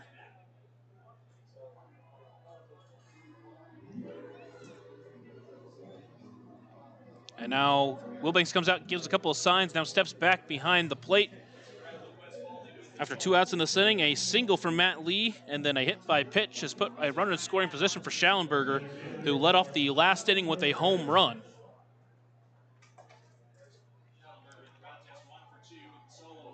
Maloof comes set, looks back at second here, delivers the first pitch. Breaker finds the outside corner, 4-1.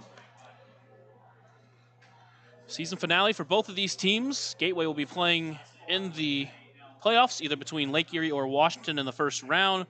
Evansville trying to end off their season in the win column. Count is 0-1 as the home plate umpire trying to make sure the clock is right. Maloof looking in. Agrees and comes set. Delivers the 0-1 pitch. Checked his swing on a pitch that missed wide. Make it 1-1 to the former Purple Ace. Walked to lead off the game. He flew it to left field and then hit a home run his last time up. Gateway with 2 home runs in the bottom of the 5th. Gave them a 2-run lead. The Otters got 1 back on the solo shot from Keenan Taylor. Here's the 1-1 pitch. A breaker, big swing, comes up empty, make it 1-2. There have been 4 home runs hit in this game. All 4 of them have been solo shots. Evansville got a run on a Graham Brown single, and Gateway got their other 2 runs on a Dale Thomas double. Maloof comes set, delivers the 1-2 pitch. Breaker called, strike 3 outside corner. Maloof's second strikeout of the inning. The German American Bank strikeout ends the 6th, stranding a couple of runners on. We head to the back 3 in the ball game. Otters need at least 1 run here on the Otters Digital Network and at 96.9 WYIR. Ballet Indiana is made up of local ballet professionals, dedicated parents, and community members in order to provide unique and life-enriching experiences for hundreds of young dancers, while carrying out their mission to inspire a lifelong appreciation for dance for both our dancers and the Evansville community.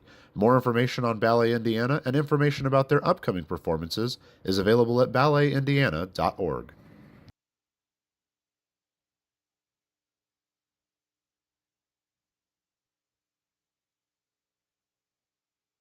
Smile on Down Syndrome has been providing a bright hope for tomorrow to the tri-state region for 25 years, providing smiles, support, and programs for individuals with Down syndrome while raising community awareness to create a brighter world that accepts and understands people with Down syndrome. Learn more now at smileondownsyndrome.org.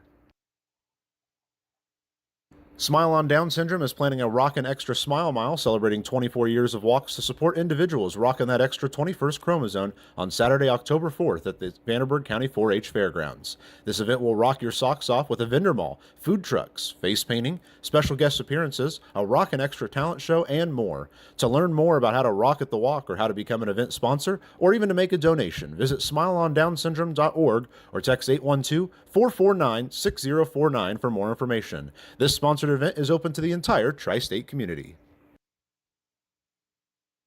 New pitcher in for Gateway is Jose Alvarez, the catcher. Alvarez on the mound behind the plate, Matt Lee.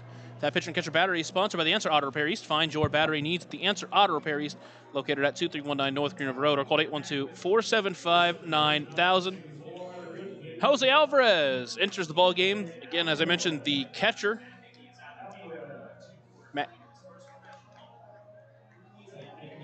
Ben Harris came in and is playing first base.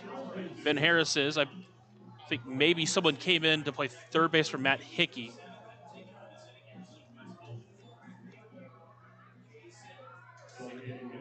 Either way, Otters still facing another position player here in Alvarez.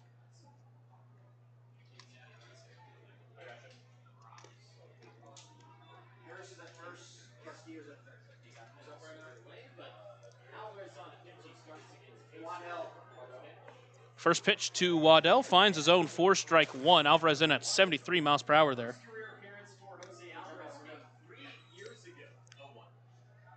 The 0-1 pitch misses outside, make it 1-1. Alvarez does have some pitching experience. That one misses, make it 2-1 now.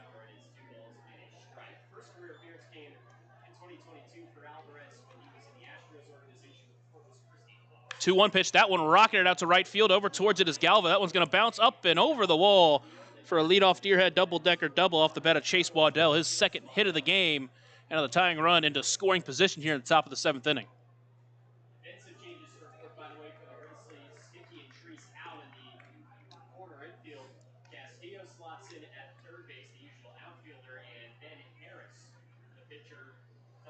So it's Victor Castillo in at third base.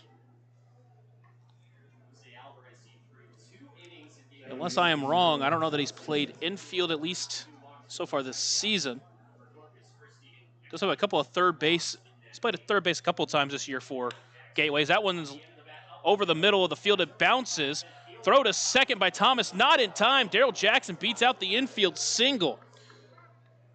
Waddell over at second base had to make sure it dropped, so he didn't advance. But that puts runners at first and second for Dennis Pierce, the Edward Jones leadoff batter of the game, who already has a home run tonight. And now he faces Alvarez here with a couple of runners on. Tying run at second base, the go-ahead run at first here in the top of the 7th inning. Obviously, Gateway, nothing to play for. The Otters trying to play for pride. First pitch from Alvarez finds the outside corner for strike one at 68 miles per hour. Not bad pitch, though.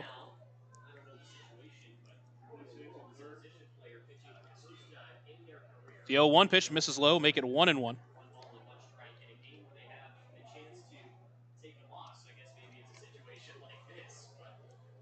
Here's the 1-1 pitch to Pierce. A looper of a pitch, but missed just high, make it 2-1. Alvarez does have pitching experience, although in a different situation. He's pitched in one game back in 2022. That pitch misses outside, make it 3-1. Graham Brown awaiting on deck. He's 3 for 3. Pitched 2 innings in that game, gave up 6 runs. That one's launched to center. Schallenberger out into the same spot he hit it last time. That one's gone. A 3-run shot has given Evansville the lead. His second home run and his second straight at bat. Same exact spot he hit the last one, and the Otters now lead 6-4.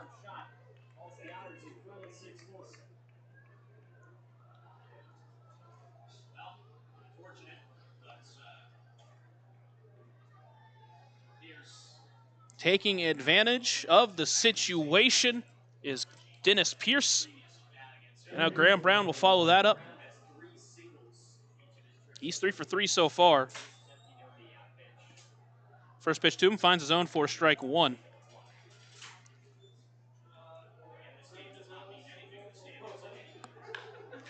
That one is launched to center.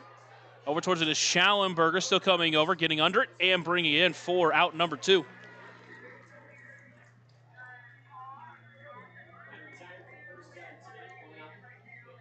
Otters get their first lead of the night thanks to Dennis Pearson with 2 outs. It's JT Benson still searching for his first hit of the night. He's 0 for 3.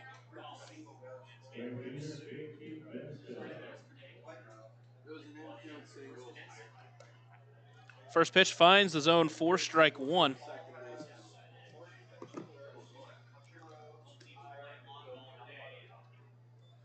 The 0-1 pitch misses outside, making 1-1. That's the 5th home run of the night for both teams.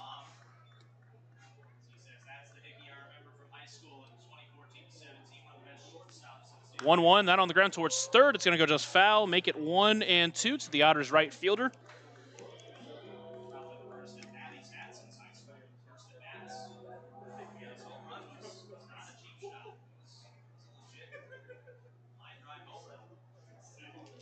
Here's the wind and the pitch. The 1-2 pitch. That one is fouled directly back. Count stays 1-2 to JT Benson. He's had a great year this year. Entering with a .296 batting average, 10 home runs, 39 RBIs on the season. His second year of pro ball. The 1-2 pitch. Revved it up at 92, but missed low. Make it 2-2. Using that catcher arm on that in that pitch. Now here's the 2-2 pitch. Misses it wide, count runs full. Benson trying to keep the inning alive.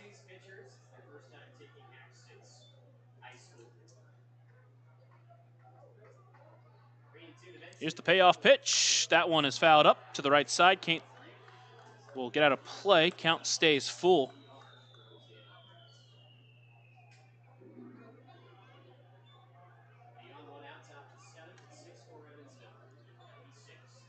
Payoff pitch misses outside, ball 4, a Deer Head Side Walk Cafe and Bar, and the inning continues to L.J. Jones here in the 7th.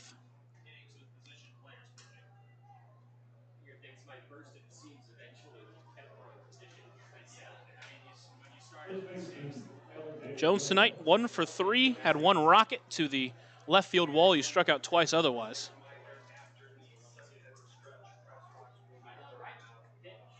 First pitch to Jones, misses low for ball 1. It is the second time this month, Pierce has hit multiple home runs in a game. That one's launched to center, Schallenberger back on it. That one's going to the wall, and he brings it in on the run for out number 2. Second time this week. He did it back on the 28th in the series finale against Florence.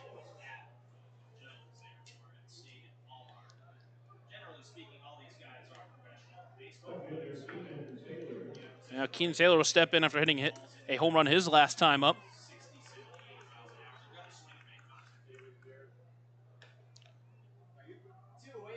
First pitch to Taylor, looper of a pitch, but that one missed outside for ball 1. Lee behind the plate trying to make it look like a strike.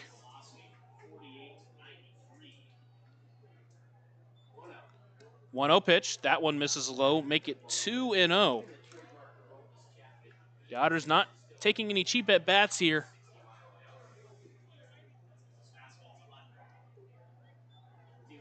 .2-0 pitch. That one misses wide. Make it 3-0. In danger of a second walk is the catcher Alvarez.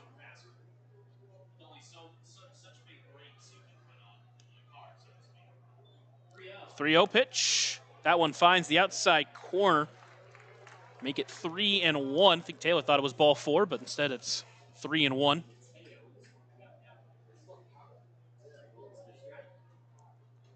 Here's the 3-1 pitch. That one's lifted out to right field. Galva still going back.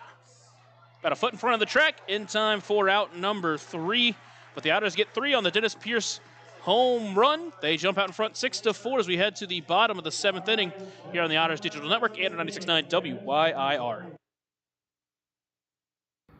Maintaining our independence becomes more and more vital as we age. Swerka and more can help you navigate this important journey by answering your questions and connecting you to free and unbiased community resources and support services. If you are seeking advice for yourself or a loved one, let Swerka be your first call. More information available at swerka.org or by calling 812-464-7800. Join Smile on Down Syndrome for a rockin' extra experience at their 24th annual Smile Mile Walk on Saturday, October 4th from 9 to noon at the Vanderburgh County 4-H Fairgrounds. Register to walk or donate by visiting smileondownsyndrome.org and come ready to rock it out for an extra spectacular time. All ages and abilities welcome. Right now in Vanderburgh County, over 800 children are in the child welfare system waiting for someone to be their voice, and you could be that voice by becoming a court-appointed special advocate, a CASA volunteer. Donating just a few hours a month of your time can change a child's life forever. Vanderburgh County CASA invites you to join them. Stand up, speak out, be for the child, be a CASA. For more information, visit vandcasa.com. That's VAND CASA.com.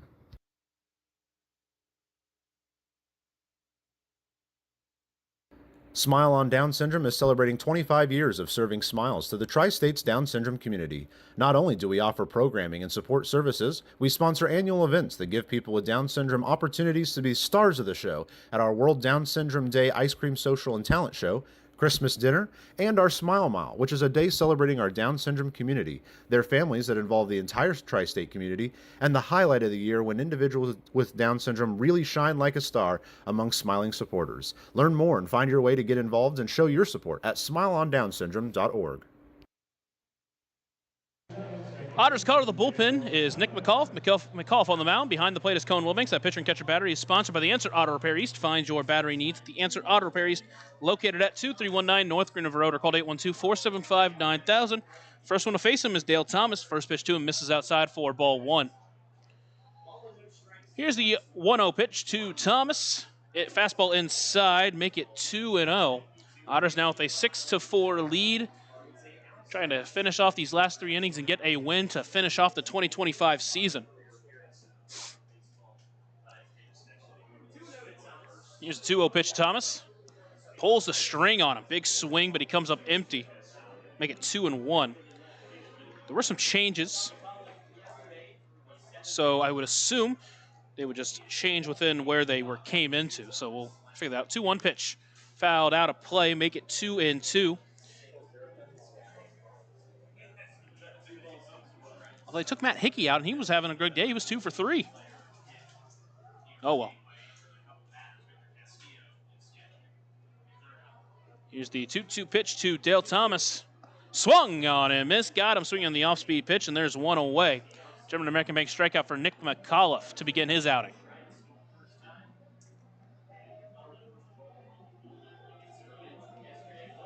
So with one away, it'll be Francis Peguero. He enters for his second time tonight. He struck out swinging his first time up. First pitch, went with a breaker, dropped it in there for strike one.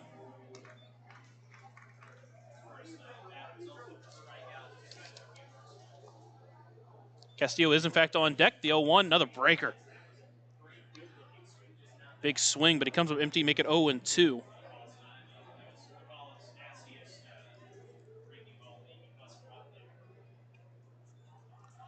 Count is 0-2.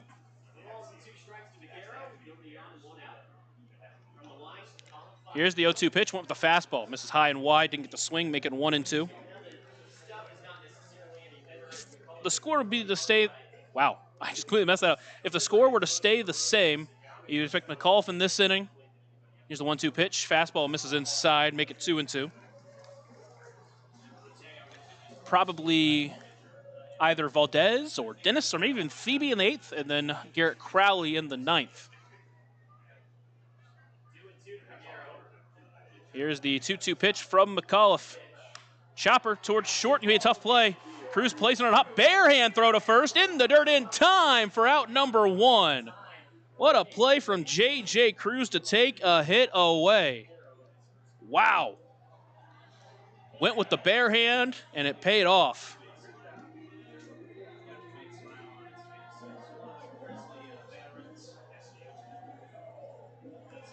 And now with 2 outs, it's Victor Castillo making his first appearance of the night.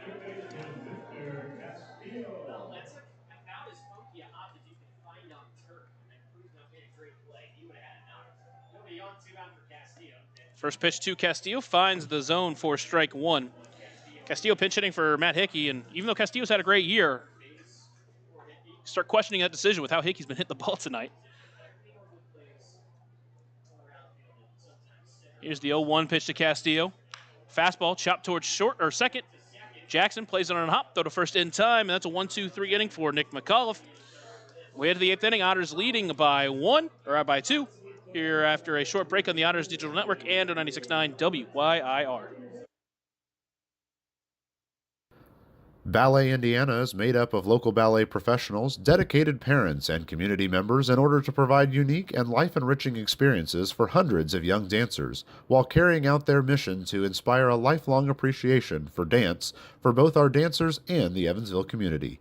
More information on Ballet Indiana and information about their upcoming performances is available at balletindiana.org.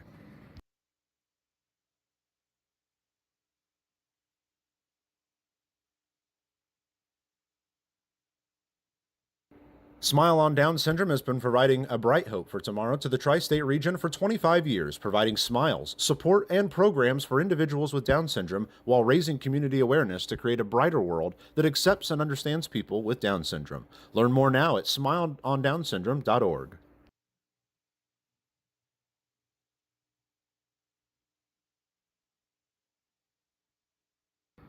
Maintaining our independence becomes more and more vital as we age. Swerka and more can help you navigate this important journey by answering your questions and connecting you to free and unbiased community resources and support services.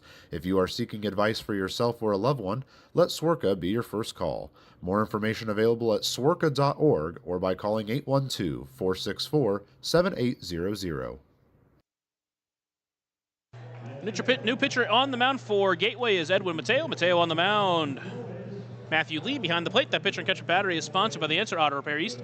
Find your battery needs at the Answer Auto Repair East, located at 2319 North Green River Road, or call 812-475-9000. Mateo, another position player, making the appearance on the mound. But he has pitched in this season because he's pitched against the Otters. In fact, that was one of his 2 outings so far this year.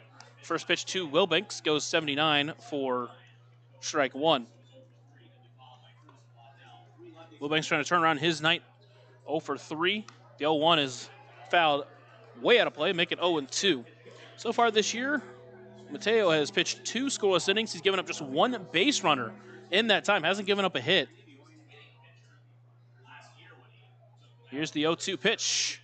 Swung on a miss way out in front of us. Wilbanks gets away from Lee.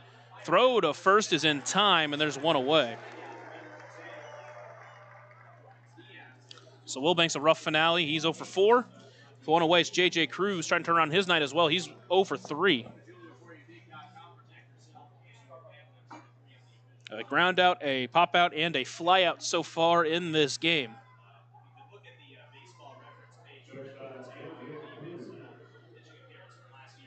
Here's the first pitch to Cruz. That one's popped up left side. Over towards it is Castillo, but it's going to get out of play for strike 1. Big crowd over there. All of them parted the sea. No one tried to make the play. Instead, it bounced.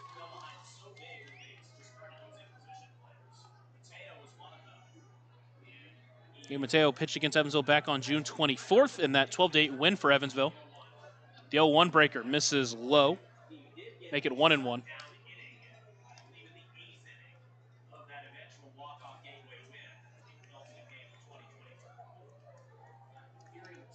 Here's the 1-1 pitch. That one lined to center. That's going to get through for a base hit.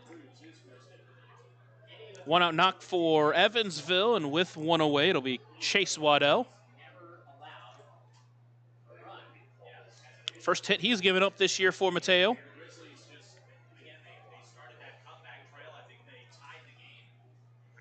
He's pitched in, this is his 5th game pitching professionally overall for Mateo.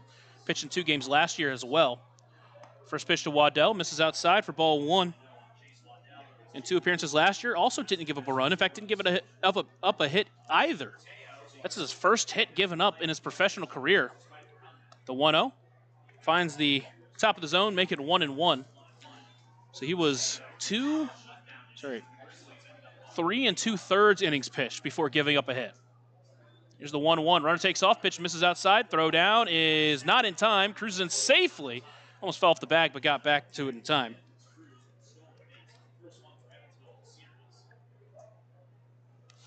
Count is 2-1 to the Otters DH. Tonight, a single and a double for him. 1 for 2. He also has a ground out back to the pitcher.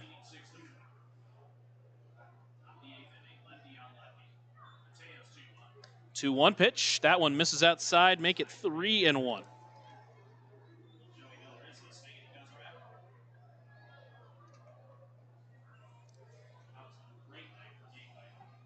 Mateo comes set. Here's the 3-1 pitch. Called strike 2. Waddell thought it was ball 4. Instead, count runs full.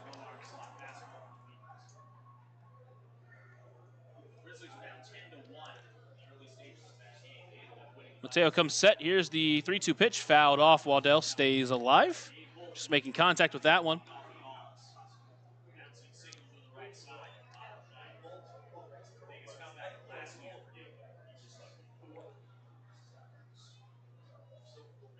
Here's 3-2 pitch. Swung on and missed. Mateo gets a strikeout.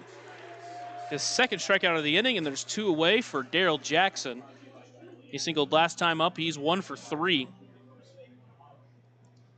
He eventually scored on the Dennis Pierce home run, as did Waddell.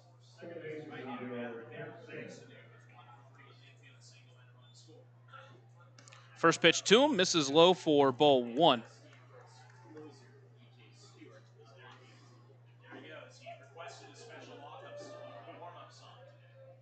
Mateo comes set. Here's the 1-0 pitch, misses high. Just lost control of that one, make it 2-0.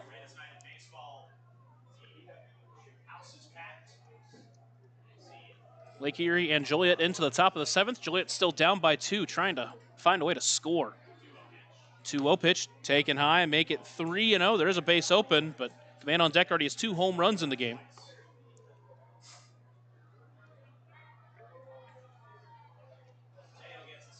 Here's the 3-0 pitch. Finds his zone there, make it 3-1. Lake Erie up with the bases loaded and 2 outs, though. 3-1 pitch, that one laced out to right field. Out on his Galva, still going back at the wall. Did he grab it? He didn't. It collides off the wall. 1 run will score. Jackson racing around second. He's heading for third. Throw is going to come in. It is not in time. Jackson is safe, and the Otters get a triple and score a run. Somehow manages to get a triple to the shortest ball in any park possible. And now it's Dennis Pierce stepping up the runner at third and 2 away.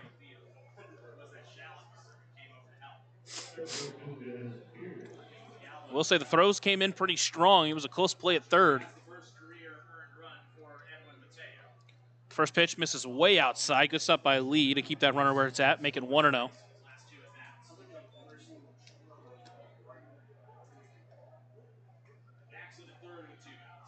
Here's the 1-0 pitch. That one misses outside, make it 2-0. The Otters now lead 7-4 after the triple from Daryl Jackson.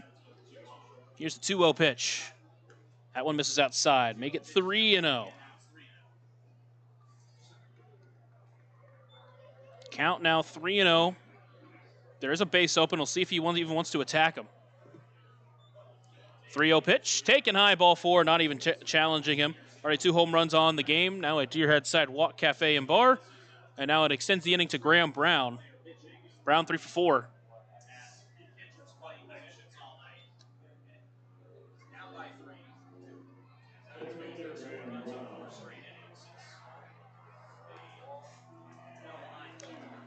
Mateo steps back in.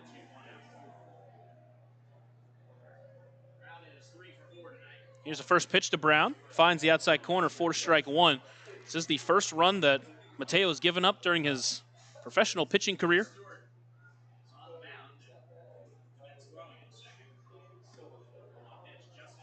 The 0-1 pitch just misses there. Make it 1-1 to the Otters center fielder.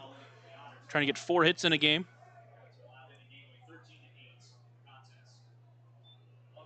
1-1 out in front of it, fouls it directly back, make it 1-2. Brown down to his final strike here. Otters trying to add more to their 7-4 lead. Valdez is up and warm. Assume he'll pitch the 8th inning.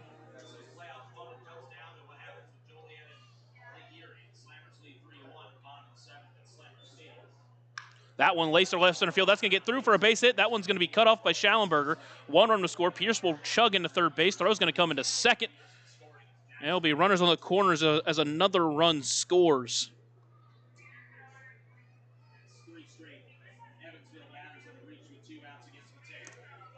Make it 8-4 now, Evansville.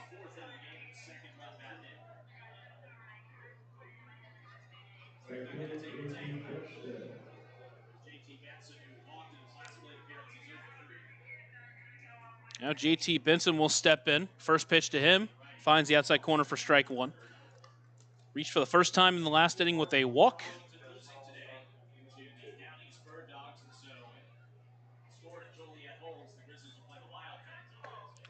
Big swing there from Benson. Comes up empty. Make it 0-2 to the Otters right fielder.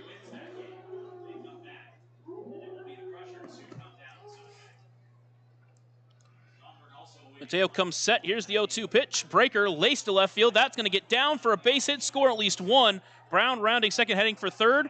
Throw's going to come in and not be in time. It's going to go to second. Benson gets in sliding. And a double adds another for Evansville. They now lead 9-4.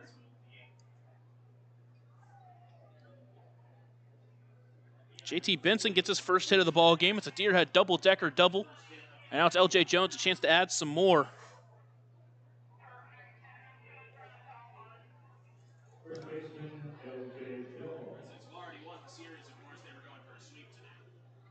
Here's the first pitch to Jones. Takes that one outside for ball 1. Jones is 5th at bat. He's singled and he's gone 1 for 4. Here's the 1-0. That one laced to right center field. That's going to get through and score at least 2. It's going to bounce off the wall. Otters add 2 more to their lead as Jones chugs in for another double. It's now 11-4 Evansville as they finally have found their stroke against these pitchers, position players. And now Keenan Taylor will step in, trying to find his 3rd hit of the game.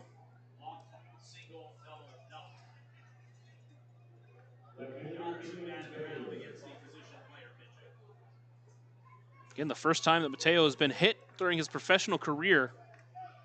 First pitch to Taylor. That one up the middle. Mateo snags it himself. He'll go to first in time for out number 3. But the Otters pour it on. They get 5 in the 8th. They now lead 11-4 as we head to the bottom half here on the Otters Digital Network and on 96.9 WYIR. Join Smile on Down Syndrome for a rockin' extra experience at their 24th annual Smile Mile Walk on Saturday, October 4th from 9 to noon at the Vanderburgh County 4-H Fairgrounds. Register to walk or donate by visiting smileondownsyndrome.org and come ready to rock it out for an extra spectacular time. All ages and abilities welcome. Right now in Vanderburgh County, over 800 children are in the child welfare system waiting for someone to be their voice, and you could be that voice by becoming a court-appointed special advocate, a CASA volunteer. Donating just a few hours a month of your time can change a child's life forever. Vanderburgh County CASA invites you to join them. Stand up, speak out, be for the child, be a CASA. For more information, visit vandcasa.com. That's VAND-CASA.com. Ballet Indiana is made up of local ballet professionals, dedicated parents, and community members in order to provide unique and life-enriching experiences for hundreds of young dancers, while carrying out their mission to inspire a lifelong appreciation for dance for both our dancers and the Evansville community. More information on Ballet Indiana and information about their upcoming performances is available at balletindiana.org.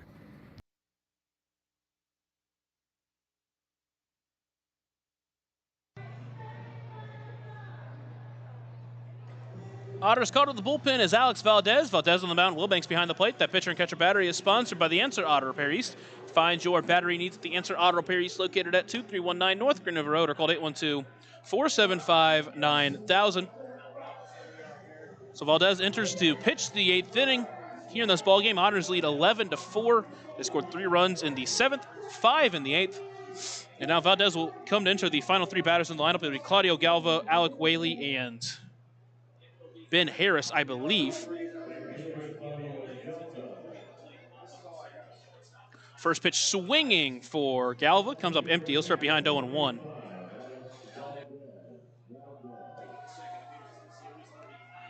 Here's the 0-1 pitch to Valdez. Big swing, comes up empty. Make it 0-2.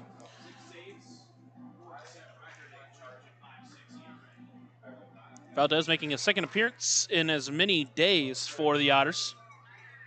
Here's the 0-2 pitch. Swung on and missed. Good morning, good afternoon, good night. German American Bank strikeout for Alex Valdez. There's 1 away.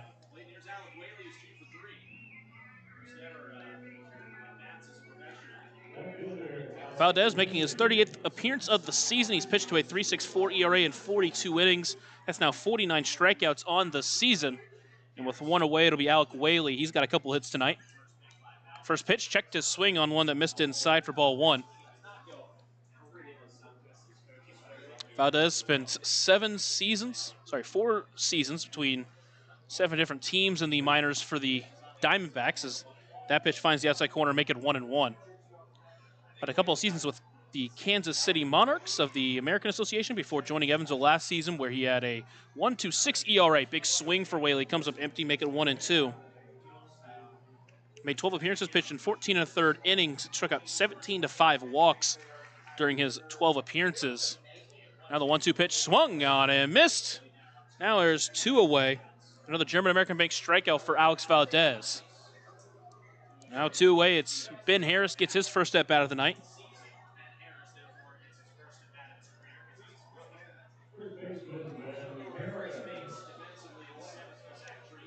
Harris came in to play first base back in the 7th inning.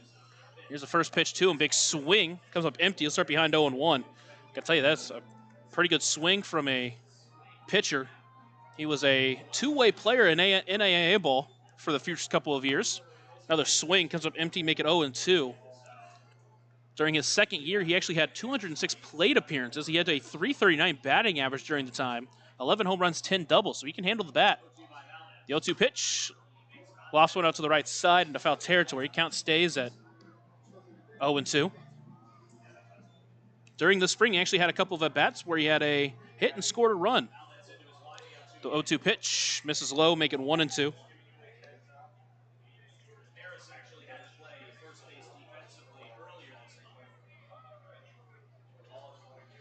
During his season pitching this spring, he was 12-1 with Georgia Gwinnett. Here's the 1-2 pitch inside, make it 2-2, which is probably why they wanted him to focus more on being a pitcher, because it was really once he transferred into Georgia Gwinnett, he stopped being a hitter. Here's the 2-2 pitch on the ground towards third. Pierce plays it on a hop. Throw to first in the dirt, snagged by L.J. Jones in time. And that will do it for the 8th inning. We head to the 9th. Final inning of Otters baseball getting set after a short break here on the Otters Digital Network and on 96.9 WYIR. Smile on Down Syndrome has been providing a bright hope for tomorrow to the tri-state region for 25 years, providing smiles, support, and programs for individuals with Down syndrome while raising community awareness to create a brighter world that accepts and understands people with Down syndrome. Learn more now at smileondownsyndrome.org.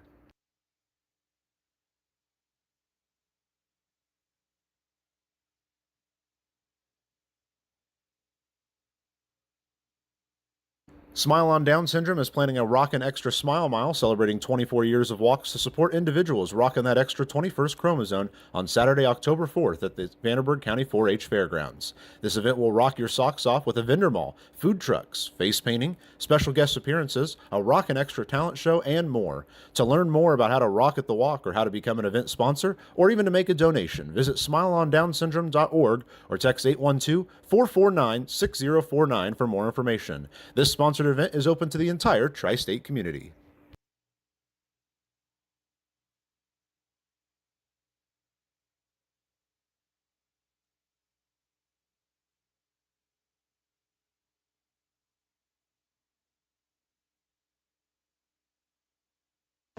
Gateway call to the bullpen. The one thing that's gone to plan tonight is DJ Stewart is, in fact, the closer. Stewart on the mound.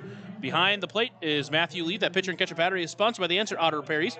Find your battery needs at the Answer Auto Repair East, located at 2319 North Green River Road, or call 812-475-9000.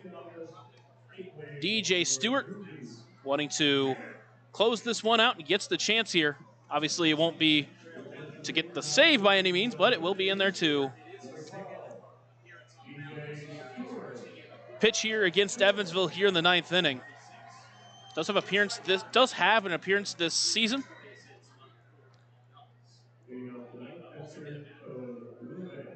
First pitch to Wilbanks, misses outside for ball one at 87 miles per hour. Wilbanks trying to turn his 0 for 4 night around. Here's the 1-0 pitch. Chopped foul, make it 1-1.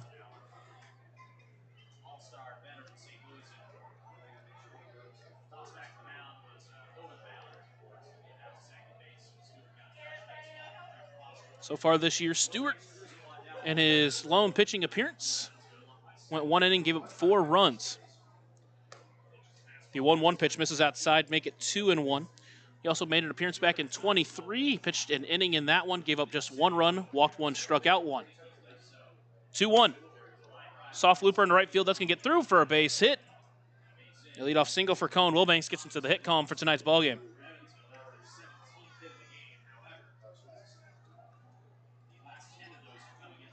That'll be J.J. Cruz. That's 17 hits now for Evansville, of course, against a lot of these position players pitching, but still a way to finish off the 2025 season strong. Big swing from Cruz, comes up empty, make it 0-1. Cruz got a hit in his last time up. He's 1 for 4.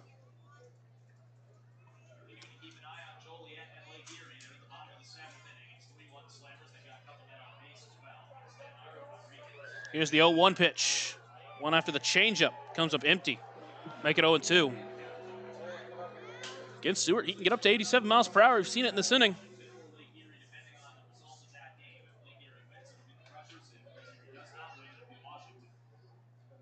Here's the 0-2 pitch. Fouled off by Cruz. He stays alive.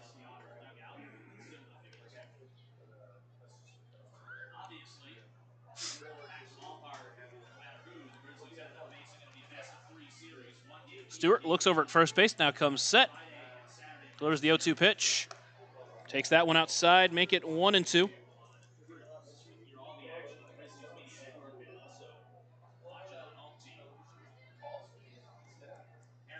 So Lake Erie could not come through with the bases loaded. They're still down by 2 as that one's popped up left side.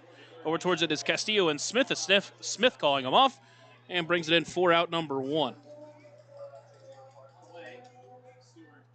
They're in the bottom of the 7th inning. Now it's Joliet trying to threaten on their end. Again, Washington did lose. Lake Erie wins, they win the division. If Lake Erie loses, Washington wins the division. That was Chase Waddell stepping in, trying to improve his 2-hit night. First pitch finds his own for strike 1.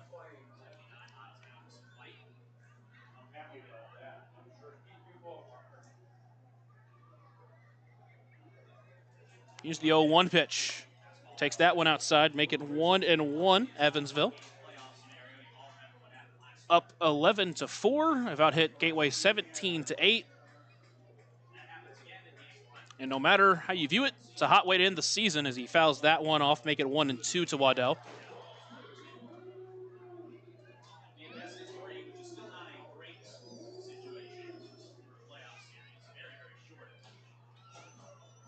Here's the 1-2 pitch, fouled off. Count stays at 1-2.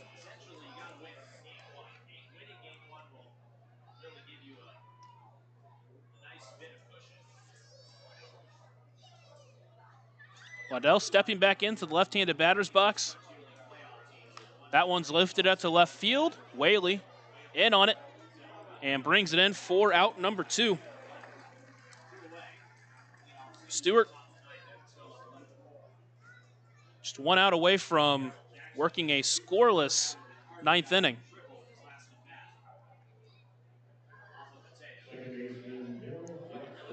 Jackson steps in. He's gotten a couple hits his last time up, a single and a double. He scored 2 runs. First pitch to him.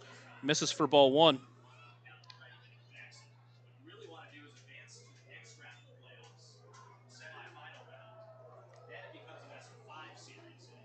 Stewart comes set. Here's the 1-0 pitch. Goes fastball. Misses outside. Make it 2-0. Looks like it's going to be Valdez's inning in the 9th. They're going to stick with him.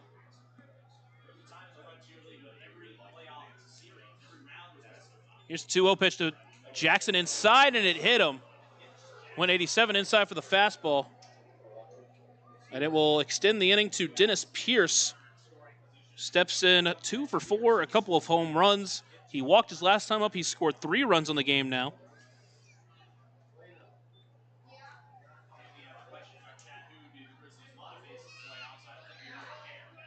Again, Xander Lovin, the starter for Gateway, went 5 innings. He gave up a couple of runs. Position players pitched the next 4 innings, including this one. As that pitch gets away, and both runners will advance. Plus runners at second and third. Count will be 1-0 to Pierce.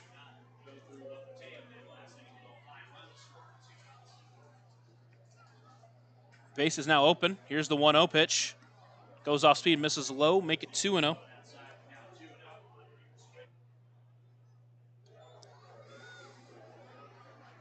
Here's the 2-0 pitch.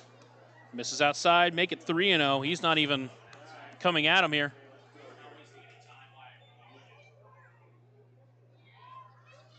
Here's the 3-0 pitch. Outside, ball 4. His second Deer Head Sidewalk Cafe and Bar of the game, and now all of a sudden the bases are loaded with 2 away for Graham Brown. Stewart very close to pitching a scoreless inning for the first time in his career, but now all of a sudden the bases are loaded, and he's got to get Graham Brown out, who has 4 hits in this ball game. First pitch, that one does find the zone for strike 1.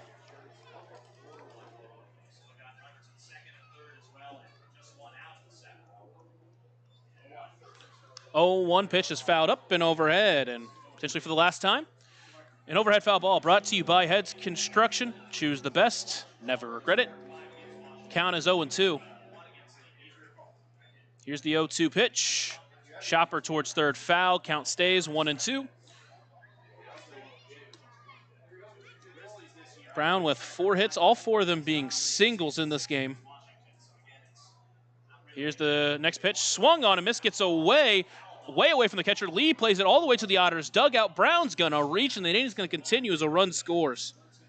Gets the strikeout, but an unfortunate wild pitch.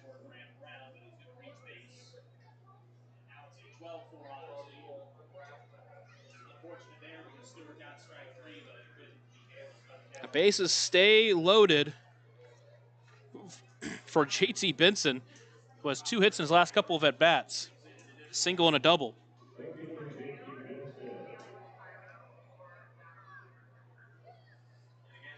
Time called.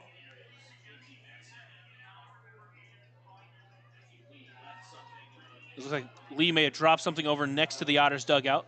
Goes and picks it back up. So the Otters now up 12-4.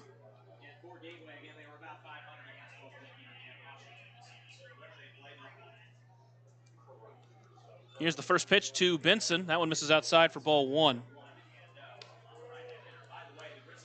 So we got out number 3, but it was a drop third strike. Brown reaches. He has to get a 4th out in the inning, does Stewart. Throws the off-speed pitch out in front of his Benson, make it 1-1.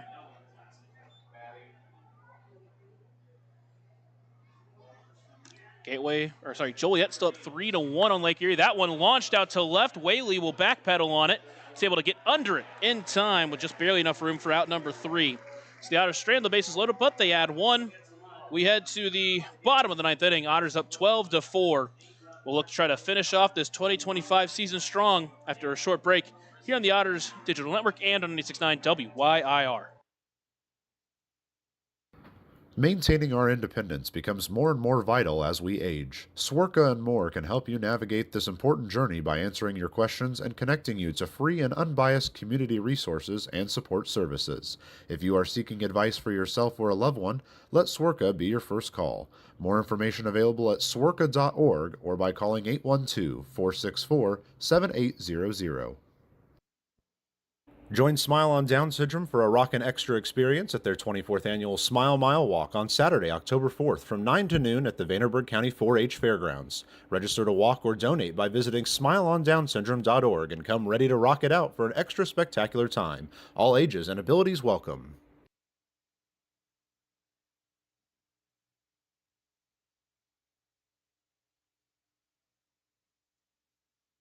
Right now in Vanderburgh County, over 800 children are in the child welfare system waiting for someone to be their voice, and you could be that voice by becoming a court-appointed special advocate, a CASA volunteer. Donating just a few hours a month of your time can change a child's life forever. Vanderburgh County CASA invites you to join them. Stand up, speak out, be for the child, be a CASA. For more information, visit vandcasa.com. That's VAND CASA.com. Otters call to the... Nope, sorry. They head to the bottom of the ninth inning. Otters with Alex Valdez out there to pitch his second inning of work to finish off this season. Otters leading 12-4. They've scored 10 runs over the last 4 innings. And now Valdez will look to finish the game. He'll at the top of the lineup, though. It'll be Matt Lee, Sawyer Smith, and Mark Schallenberger, as Valdez works with an 8-run lead after the Otters got one on a drop third strike last inning.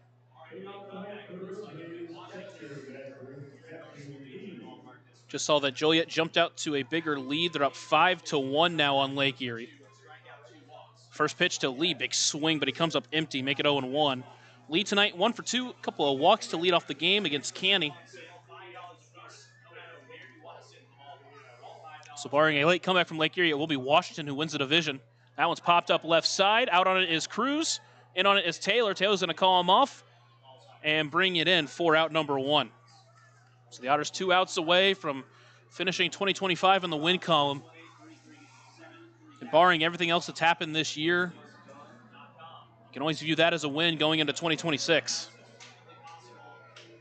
With one away, it's Sawyer Smith.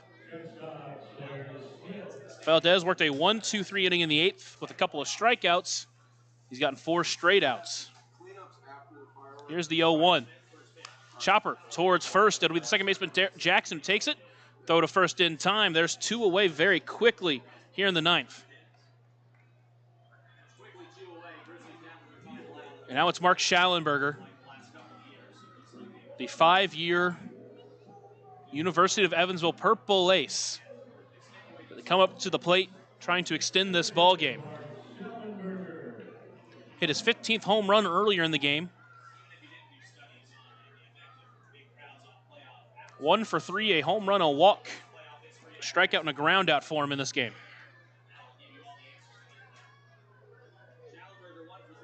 Here's the first pitch to him. Big swing, but he comes up empty on the off speed, make it 0-1.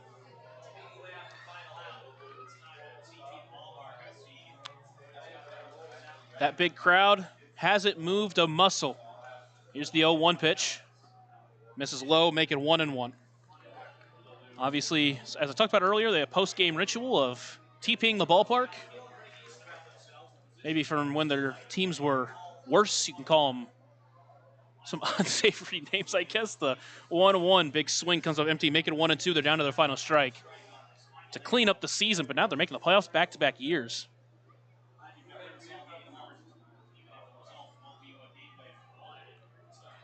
Here's the 1-2 pitch to Schallenberger. Takes it low, checked his swing, make it 2-2.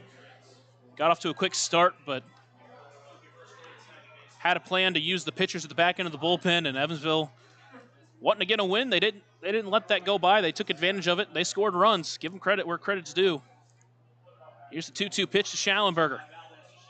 Foul directly back. Schallenberger stays alive. Count stays at 2-2 with 2 away. Otters with an 8-run lead, a strike away from leaving with a win in this series.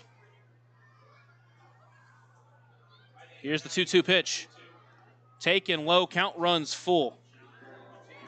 Dale Thomas awaiting on deck.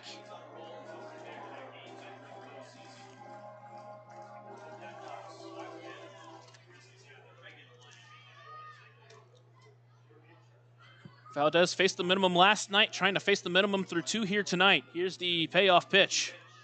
Swung on and missed. German American Bank strikeout for Alex Valdez, and the Otters, in fact, end 2025 with a win. Take a short break, and when we're back, we'll talk about it on the Papa John's postgame show here on the Otters Digital Network and on 96.9 WYIR. Smile on Down Syndrome is celebrating 25 years of serving smiles to the Tri-States Down Syndrome community. Not only do we offer programming and support services, we sponsor annual events that give people with Down syndrome opportunities to be stars of the show at our World Down Syndrome Day Ice Cream Social and Talent Show, Christmas dinner, and our Smile Mile, which is a day celebrating our Down syndrome community, their families that involve the entire tri-state community, and the highlight of the year when individuals with Down syndrome really shine like a star among smiling supporters. Learn more and find your way to get involved and show your support at smileondownsyndrome.org. Ballet Indiana is made up of local ballet professionals, dedicated parents, and community members in order to provide unique and life-enriching experiences for hundreds of young dancers, while carrying out their mission to inspire a lifelong appreciation for dance for both our dancers and the Evansville community. More information on Ballet Indiana and information about their upcoming performances is available at balletindiana.org. Welcome into the Papa John's post-game show. Remember that Papa John's is the official sponsor of the Otters pregame post-game shows, available every game night, 20 minutes before and 10 minutes after each Otters game on the Otters Digital Network, the Home Team Network, and 96.9 WYIR. For one final time, we're in the Papa John's post-game show, and well, if you're watching on Home Team, maybe you see it, but if you're not, toilet paper is all over the field, and all I'm thinking about is the post-game cleanup. Thank God we don't have to stay for that. The Otters in 2025 with a win. Couldn't ask for anything better in a year that had so many lows and so many highs. It ends in a high and a big 12-4 victory for Evansville. Let's go through the game first. Started off quick for Gateway. Scored a couple of runs in the bottom of the first inning. Alex Canny had runners at second and third with no one away, but bounced back. Able to get 3 quick outs and keep the score where it was at. Had the bases loaded in the second as well, but again got a couple of good outs to keep the score to just 2. The Otters get 1 back in the third inning after a Graham Brown single. That was his 100th hit of his career. Evansville then tied it on a Dennis Pierce solo home run in the 5th, tied it up at 2. Gateway scored 2 runs in the bottom of the 5th on a solo shot from Mark Schallenberger and a solo shot from Matt Hickey, the pitcher. Congratulations to him. That's his first professional home run, maybe his only professional home run considering he's a pitcher. But the Otters didn't wait around. They got a solo shot from Keenan Taylor in the 6th to cut it to 1. But in the 6th inning, it was the position players that came out to pitch. And again, in the 6th inning, Keenan Taylor getting his 100th hit was a home run. I didn't mention in the broadcast, but his 100th hit was his home run, a solo shot to bring it to within 1. And then all hell broke loose in the 7th.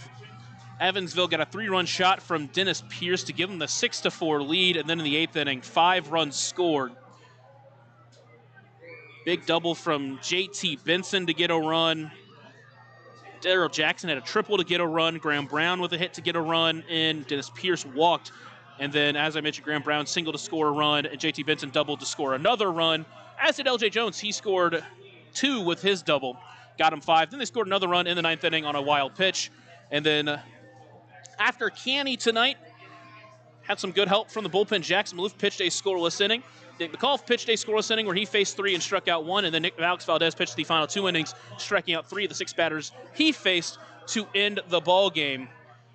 Dennis Pierce, his second multi-home run game of the week.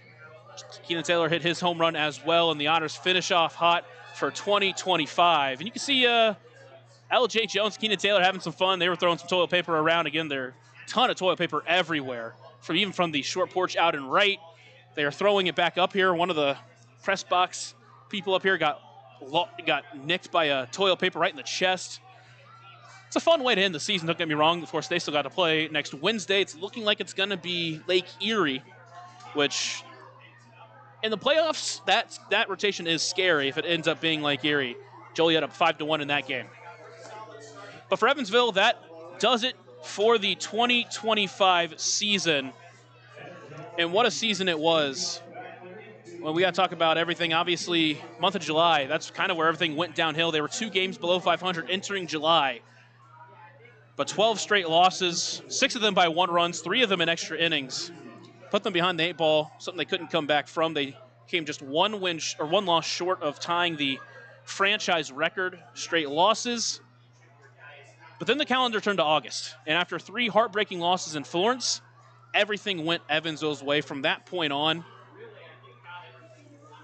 They went 16-8, doubling the amount of losses they had, including tonight's win. They went 9-3 in the month of August at home, ended up going 6-7 on the road. They won 5 straight series. They won 6 of 7 series at one point. They tied the franchise record in wins at 9.